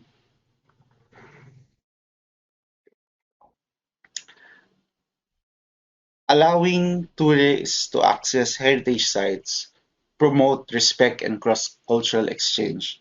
Of course, there are some sites that are very unique to other cultures, and they provide um, mutual understanding and respect for such cultures. Second is it also raises awareness not only about sites and the importance of protecting heritage sites, but also on other issues such as gender, the conservation of climate, the protection of the environment, because these sites are also exposed to some vulnerabilities such as man-made and natural disasters. So exposing tourists to these areas would help them also understand the importance of these other natural and social issues. Third, it opens opportunities for job and fund generation. There are fees that are collected which are sometimes geared towards the protection of the site. So the more people visit the site, there are fees that are collected which are used to help the protection of the site. And then, of course, there are jobs that are created, such as those people who man the sites, the uh, auxiliary services, such as the provision of food, transportation, and other services for tourists. Lastly, tourism also provides opportunities for community engagement. Sometimes, of course, the community would be the best position to explain and to provide information about these sites. And allowing tourists to visit these sites provides them the opportunity to engage with outsiders and to tell them their stories and to expose them to their own concerns. As I mentioned earlier, I'm not a heritage tourism professional, and my experience on heritage tourism is very limited. So I found it hard to identify some strategic management actions as required for this presentation, but I found it valuable to share with you the framework for evaluating interpretive practice developed by the National Association for Interpretation as a valuable framework, whether if it's implemented during the new normal or even prior to the pandemic. These are just some of the considerations that I find useful for heritage tourism. First is on audience development. Um, the best practice would include addressing the needs and interests of specific target audience, involving these audiences in the planning and design processes for the interpretive practices, and helping people engage with the resource both mentally and physically through a variety of techniques, which would include but not limited to questioning, role playing, sensory experience, challenges, games, participation, and prompts. Another consideration is on civic engagement, where the opinions of local stakeholders are represented in selected interpretive methods through focus groups or collaborative planning. The interpretive methods should be based on a constructivist model that utilizes what people already know and what is relevant to them to provide a beginning point for concept, theme, emotional, spiritual, and inspirational connections. And lastly, it is suggested that a civic cooperative group, including economic, environmental, and social stakeholders, meet regularly to discuss common challenges and collaborative opportunities. Next is very important for heritage tourism, which is cultural competency. The training of the staff must include a segment on cultural competencies. And the staff and volunteers who participate in the heritage tourism programs must understand that personal and professional values may be different from those of site users, site neighbors, underserved groups, and or non-traditional groups. The interpretive methods used in the program must also balance and facilitate a dialogue between multiple points of view. There should be an annual inventory taken of staff and volunteer language cultural capabilities to be used as a resource when needed. And the supervisors must receive feedback and monitoring of performance and identify features of their own professional style that might impede or enhance their own practice of cultural competence. The signages, brochures, and websites should include language and culturally sensitive options for major market segments from other cultures. Sometimes we tend to forget that we're addressing a broad range of um, target audiences, and there are some information that are very specific to some uh, market segments from other cultures. In our case, since we're predominantly Christian population, we tend to forget to provide information about halal food restaurants, restaurants offering halal food, time areas where Muslims can uh, pray at certain times of the day, scheduling activities that would respect their cultures. So those are just simple considerations that we must also understand if we are to be culturally competent. Uh, and lastly, the staff and volunteers must also develop specialized knowledge and understanding about the history, traditions, values, family systems, communication styles, and cultural expressions of the client groups they serve, including previously underserved groups. In this case, we try to maximize the possible diversity of our target audiences. Another consideration is on ethics, and I guess this is a very good reminder that's why I had to include this. There must be a code of ethics that must be developed, and the staff and the volunteers must abide by this code of ethics. And this code of ethics should cover how the interpretation services are to be delivered. The interpretation delivers should deliver multiple perspectives in a culturally compassionate way. And of course, it's very important in tourism, not only in history and heritage, but also in tourism, that the information that you present is accurate and sources are credited. It's an ethical way of doing uh, tourism programs. Another consideration is on the conduct of evaluation activities. And sometimes some tourism organizations and tourism providers tend to forget this very important aspect. You should develop some standards, define your interpretive standards, and do your regular evaluation along these standards. The standardized evaluation of the products or services that you are offering must be completed through a variety of sources, such as input from visitors, peers, or outside sources, and also in the conduct of self-assessments.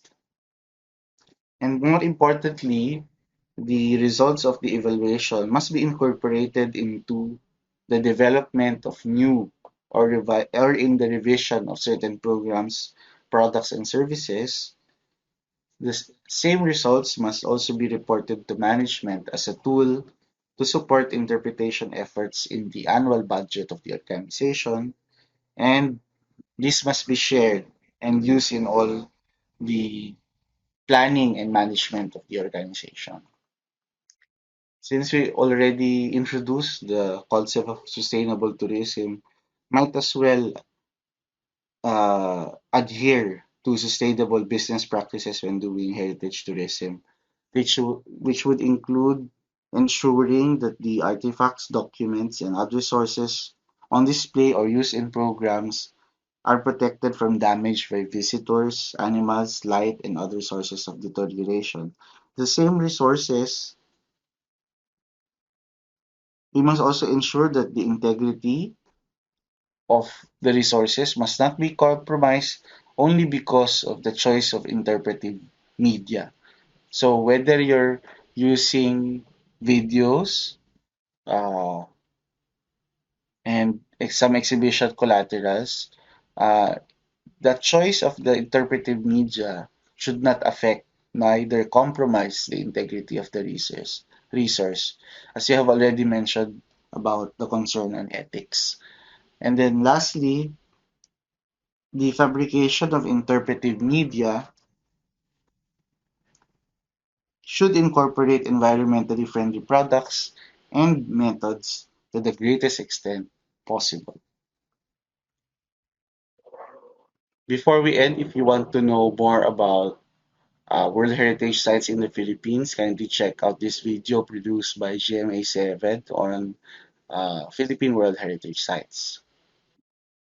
And if you'd like to see an example of a very good interpretive program, you can also check out the orientation video of Colonial Williamsburg. It's also available on YouTube. You can use the link cited on the screen. So thank you very much, and that's the end of my presentation. Thank you very much, Mr. Salazar, for that informative and comprehensive discussion. I know that our participants are very eager to know or to ask a lot of questions to our esteemed resource speakers. To facilitate our open forum, may we now have Mr. JV Sobrevega. Good morning, ladies and gentlemen. Now, the floor is open for the Q&A session. We're now going to begin answering the questions submitted during today's presentation. First question is for Mr. Mercado. This is from Miss Maria Margaret Romero, a Bachelor of Science in Hospitality Management, student from Nueva Vizcaya State University. Good day everyone, my name is Maria Margaret A. Romero from Nueva Vizcaya State University. So my question is for Mr. Mercado, sir. How will Philippine Heritage Tourism spend the recovery funding? Mabuhay muli. So to answer the questions provided to me by the PWU graduate students, I would like to highlight the questions provided. So first one, how will Philippine Heritage Tourism spend the recovery funding? So because I am not affiliated in a national government agency, so technically as of now, I don't have any idea about this. But what I've read in terms of how did the government develop or provided and use the funding for, at some point, the heritage and cultural recovery, specifically for the frontliners of our industry. So the National Commission for Culture and the Arts provides 63.8 million pesos. And this is considered to be a pandemic fund for our artists or for our cultural and heritage workers. So they've applied sa NCCA and they receive now amount of money for, at some point, help them in terms of working out and doing their everyday lives at some point with tama naman na pamumuhay, no, kahit papaano. So even the fact na there are some realignments of funding that were at some point prioritized in terms of buying vaccines and how to support cultural and heritage workers and even tourism frontliners, no, for recovering, and even the fact of reestablishing again their institutions dahil nga medyo nakakaranap sila ng depletion of their funding or even their funds in general.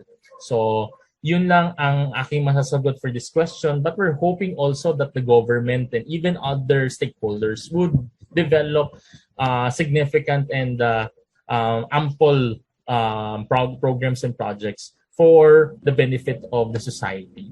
Thank you for the answer, Mr. Mercado. We have another question from Philippine Women's University, a TVL Tourism Strand student, Miss Kayla Kalipit. Kayla Pimentel, a tourism student from Philippine Women's University Santa Cruz campus, and my question for Mr. Mercado is, what are the implications of the COVID-19 situations now and in the future for the Philippine heritage tourism?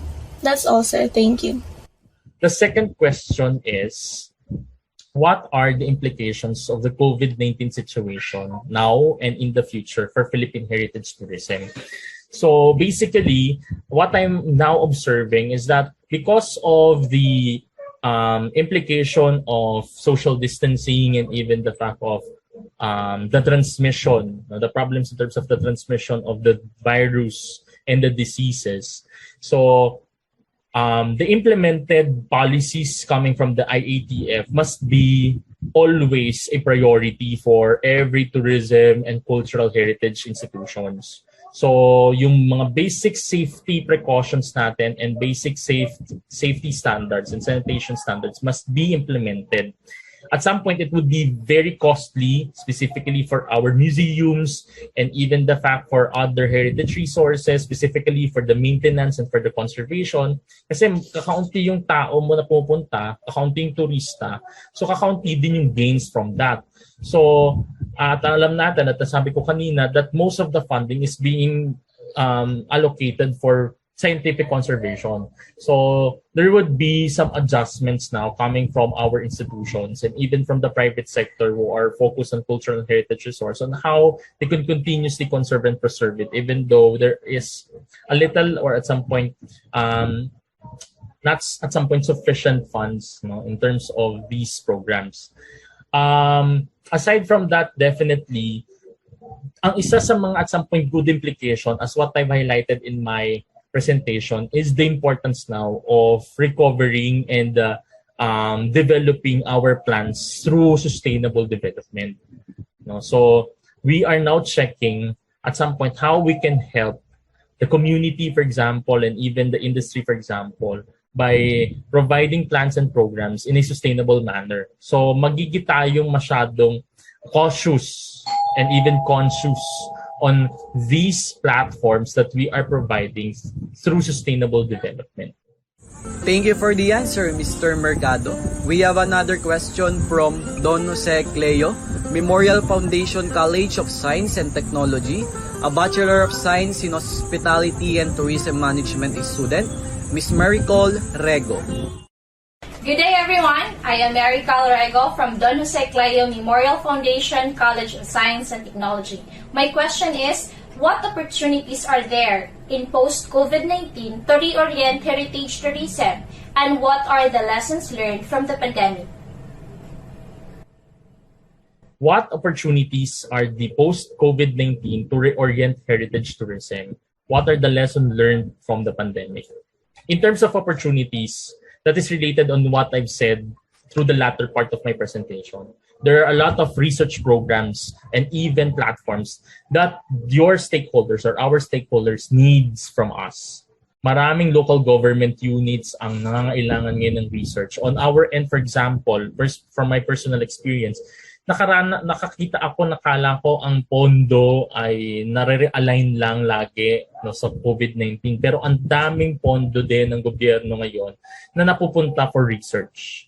And most of these researchers would focus on sustainable development, providing now heritage impact assessment or sustainable tourism development plans, because it was already downloaded and good to go na talaga siya for releasing.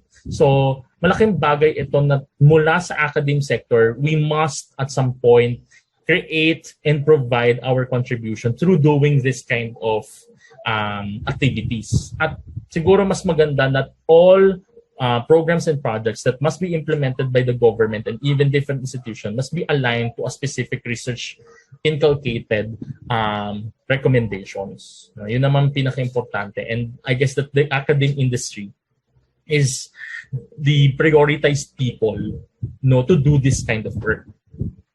Lesson learned from the pandemic, personally, what I observe is that we try to refigure and to revisit our disaster resilience plans and programs. So halos lahat ng ating nailalagay ay mga nature-based hazards like typhoons, volcanic eruptions, earthquakes. How about biological hazards? Just like this, COVID-19. And even the fact na ang dami nating naririnig ngayon sa news about different viruses and diseases na nagkakaroon ngayon ng spread all over the world. So mukhang malaking bagay that we also focus on how we can provide resilient programs for biological hazard. Aside from that, how can we sustain our funding and even our resources to our heritage and cultural resource? Malaking bagay na at malaking apektado nito ang ating industriya, lalo na for example for museums that having this kind of resources na kailangan ng conservation aspects, mga scientific conservation aspects that entails funding and money. So malaki ito na problema at malaking bagay na dapat i-revisit din natin ito. Also, in general, I would like to highlight that siguro for our tourism programs and projects, it must integrate always disaster resiliency. Meron po tayong isang rehiyon na nakita, na check, na gano'n na ang ginawa nila beforehand, but it focuses on natural disasters. So, why not to check also every hazards that can be at some point experienced by the industry? Because hindi natin alam in the near future what will happen pa. No? Ano pa ang pwedeng mangyari na magiging malaking dagok ito for the implementation of plans and programs of either the tourism and culture and heritage industries. So we need to always integrate disaster resiliency programs, or all of our programs, master plans, development plans must be resilient in terms of different hazards. So with that, again, maraming salamat po to Philippine Women's University, to the Master of Science in Tourism Management students who invited me for this forum. Mabuhay po muli sa ating lahat. Next question is for Mr. Salazar. The question is from Pamantasang Lungsod ng San Pablo, a Bachelor of Science in Hospitality Management student, Mr. Lionel De Los Santos. Good day everyone. My name is Lionel De Los Santos from Pamantasan ng Luzon, San Pablo. A question for Mr. Salazar. What are the best way to promote Philippine heritage tourism internationally? The promotion of the Philippines as a tourism site alone is very challenging. More so to promote it as a heritage destination.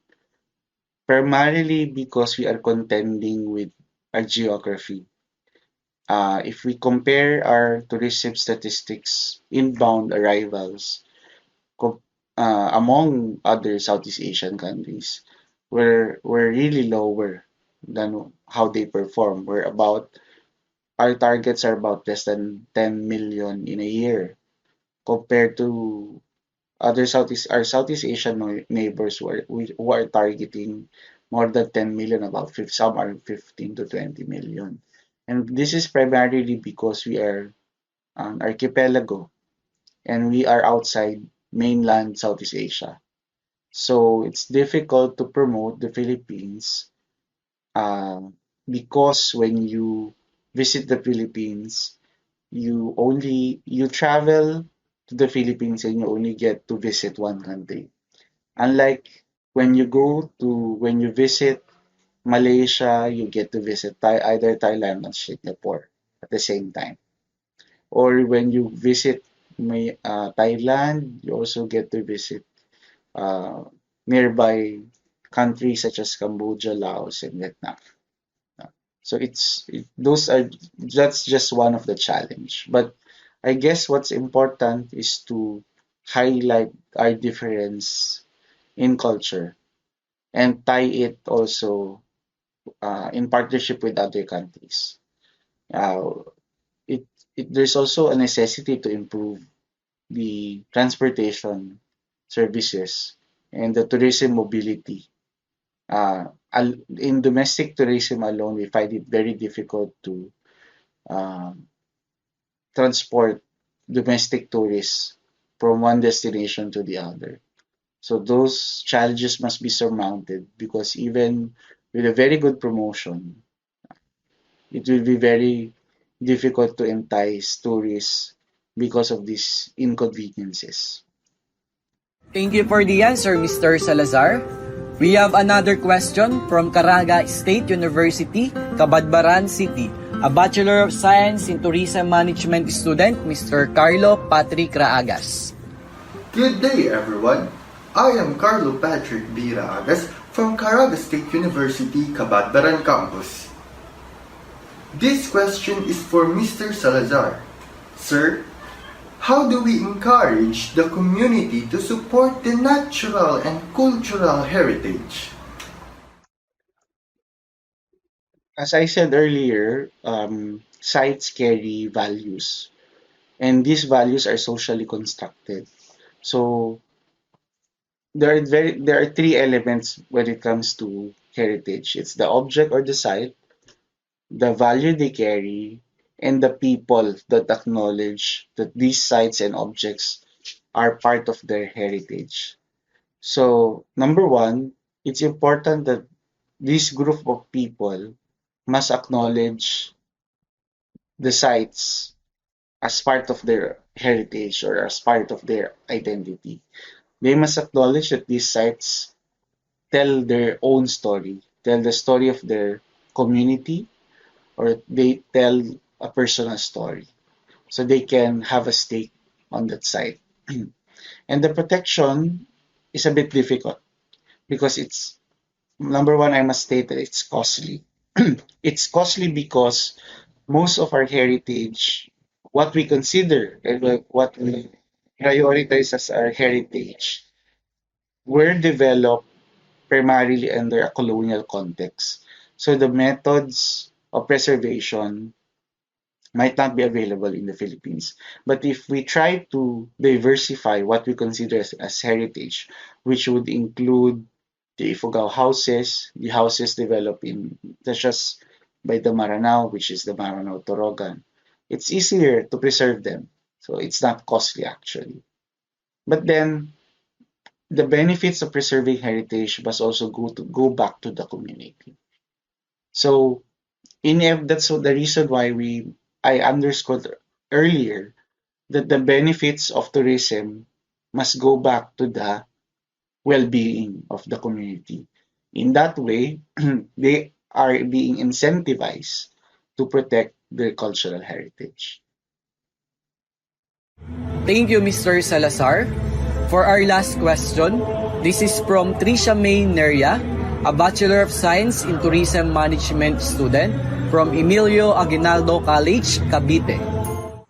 Good morning, everyone. I am Trisha Neria, currently taking Bachelor of Science in Tourism Management at Emilio Aguinaldo College, Cavite. So here is my question from Mr. Salazar. What are the challenges encountered in developing natural and cultural heritage? Thank you. Well, the question has two considerations. Number one, the difficulties or the challenges in preserving heritage. And number two, the challenges in promoting natural and cultural heritage. On the first layer, which is on preservation, there are day by day the risks are increasing. The rate of deterioration is increasing because of number one, development. So man is also the same contributor to the deterioration of cultural heritage. We develop, we lack land use plans. We lack development plans that consider heritage sites. And some policies are contrary towards the preservation of heritage sites. And then Number two, as I mentioned earlier, it's costly.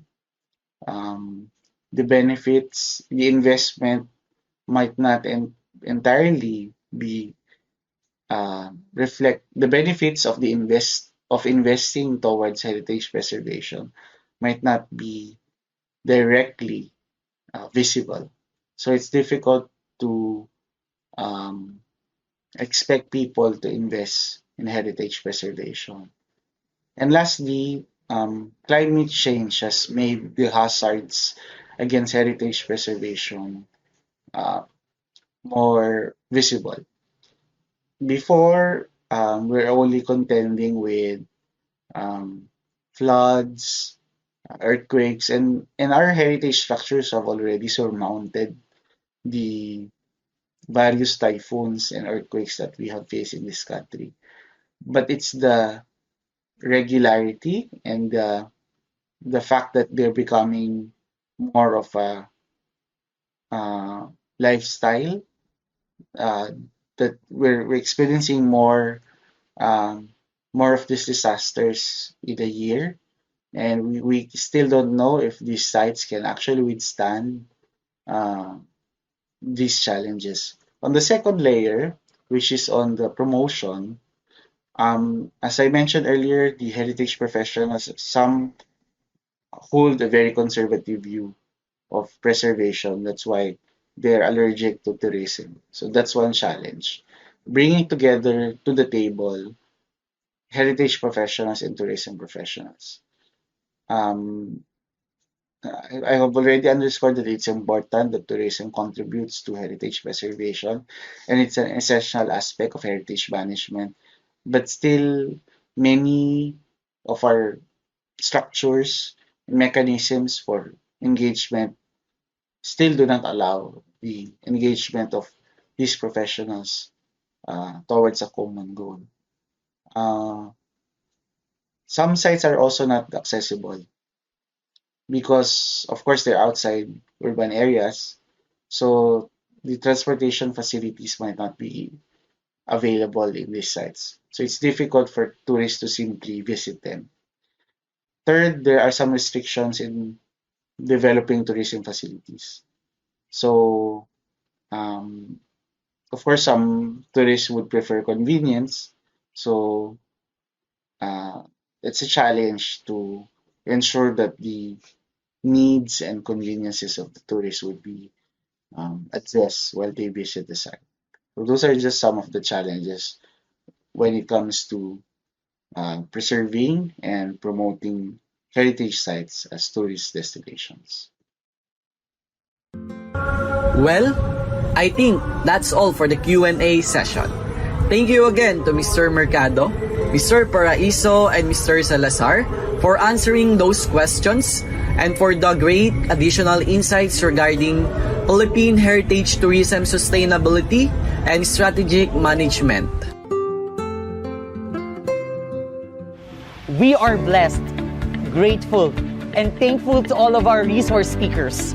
I hope that all questions were asked and answered. To award the certificate of recognition, let me introduce to you our events heads for this year's webinar, Mr. Lee Marbil Peradilla and Ms. Shara May Belonio.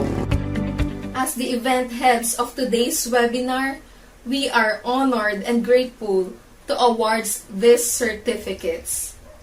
Philippine Women's University Manila Campus hereby awards this certificate of recognition is given to Mr. J. Monran T. Mercado, Mr. Brian Anthony Paraiso, and Mr. Lawrence Charles E. Salazar for sharing their valuable knowledge and expertise as a resource speaker during the webinar with the theme Blueprint, Roadmap to Success through Strategic Management of the Philippine Heritage Tourism Sustainability. Given this 11th day of June, 2022 at the Philippine Women's University, Taft Avenue, Manila, Philippines. Signed, Dr. Angelina U. Blanco, Course Instructor, Strategic Tourism and Hospitality Management. Signed, Dr. Christina N. Caluza, Course Instructor, Advanced Heritage Tourism Development and Management. Signed, Dr. Efraimwell Jose Abellana, Cluster Dean, School of Food Science and Technology, Tourism and Hospitality Management. Thank you very much, Ms. Shara and Sari. We are nearby to the end of this webinar. Yet, and I am pretty sure that this is just a start of a new beginning. To give her appreciation and closing remarks, let us now give a round and virtual applause to our ever-supportive and energetic course professor, Dr. Cristina Nazareno Caluza. A wonderful day to all our distinguished speakers, students, educators, and industry practitioners of the tourism and hospitality. On behalf of the Philippine Women's University Graduate School of Tourism Management, it gives me a great pleasure and honor to give the closing remarks of this momentous event. Today, the webinar was centered on the Philippine heritage tourism who was greatly affected by the pandemic and had survived during these trying times. We have learned the different ways how the government and the private sector addressed in promoting heritage tourism in the new normal using various strategic ways, activities, plans, and programs. Let us all remember that we can develop, govern ways, and use variables techniques that may foster a more empowering, collaborative, and sustainable foundation in our industry. Today, as we end our webinar, I would like to congratulate the organizer and participants. This activity would not be successful without the support of all the administrators of the Philippine Women's University, headed by the President, Mr. Marco Alfredo Benitez, and to our Dean, Dr. Prime Abellana, and to the whole community of the university. To our speakers, thank you for devoting your precious time with us, and again, to all our participants from Luzon, Visayas, and Mindanao, our deepest gratitude. Congratulations again to my students under the program of the Master of Science in Tourism. I personally salute all of you for making this webinar possible. Today, we have all witnessed the labor of love and hard work. Thank you, and God bless to us all. Just a quick reminder, please answer the evaluation form pinned in our Facebook and YouTube live chat. You will receive your e-certificate once the evaluation form is submitted. We hope that you found this webinar informative and useful. Again, this is Dave Sidney Marasigan Tirones saying, life is a game, play it. Life is a dream, reach it. And life is love, enjoy it. Thank you very much.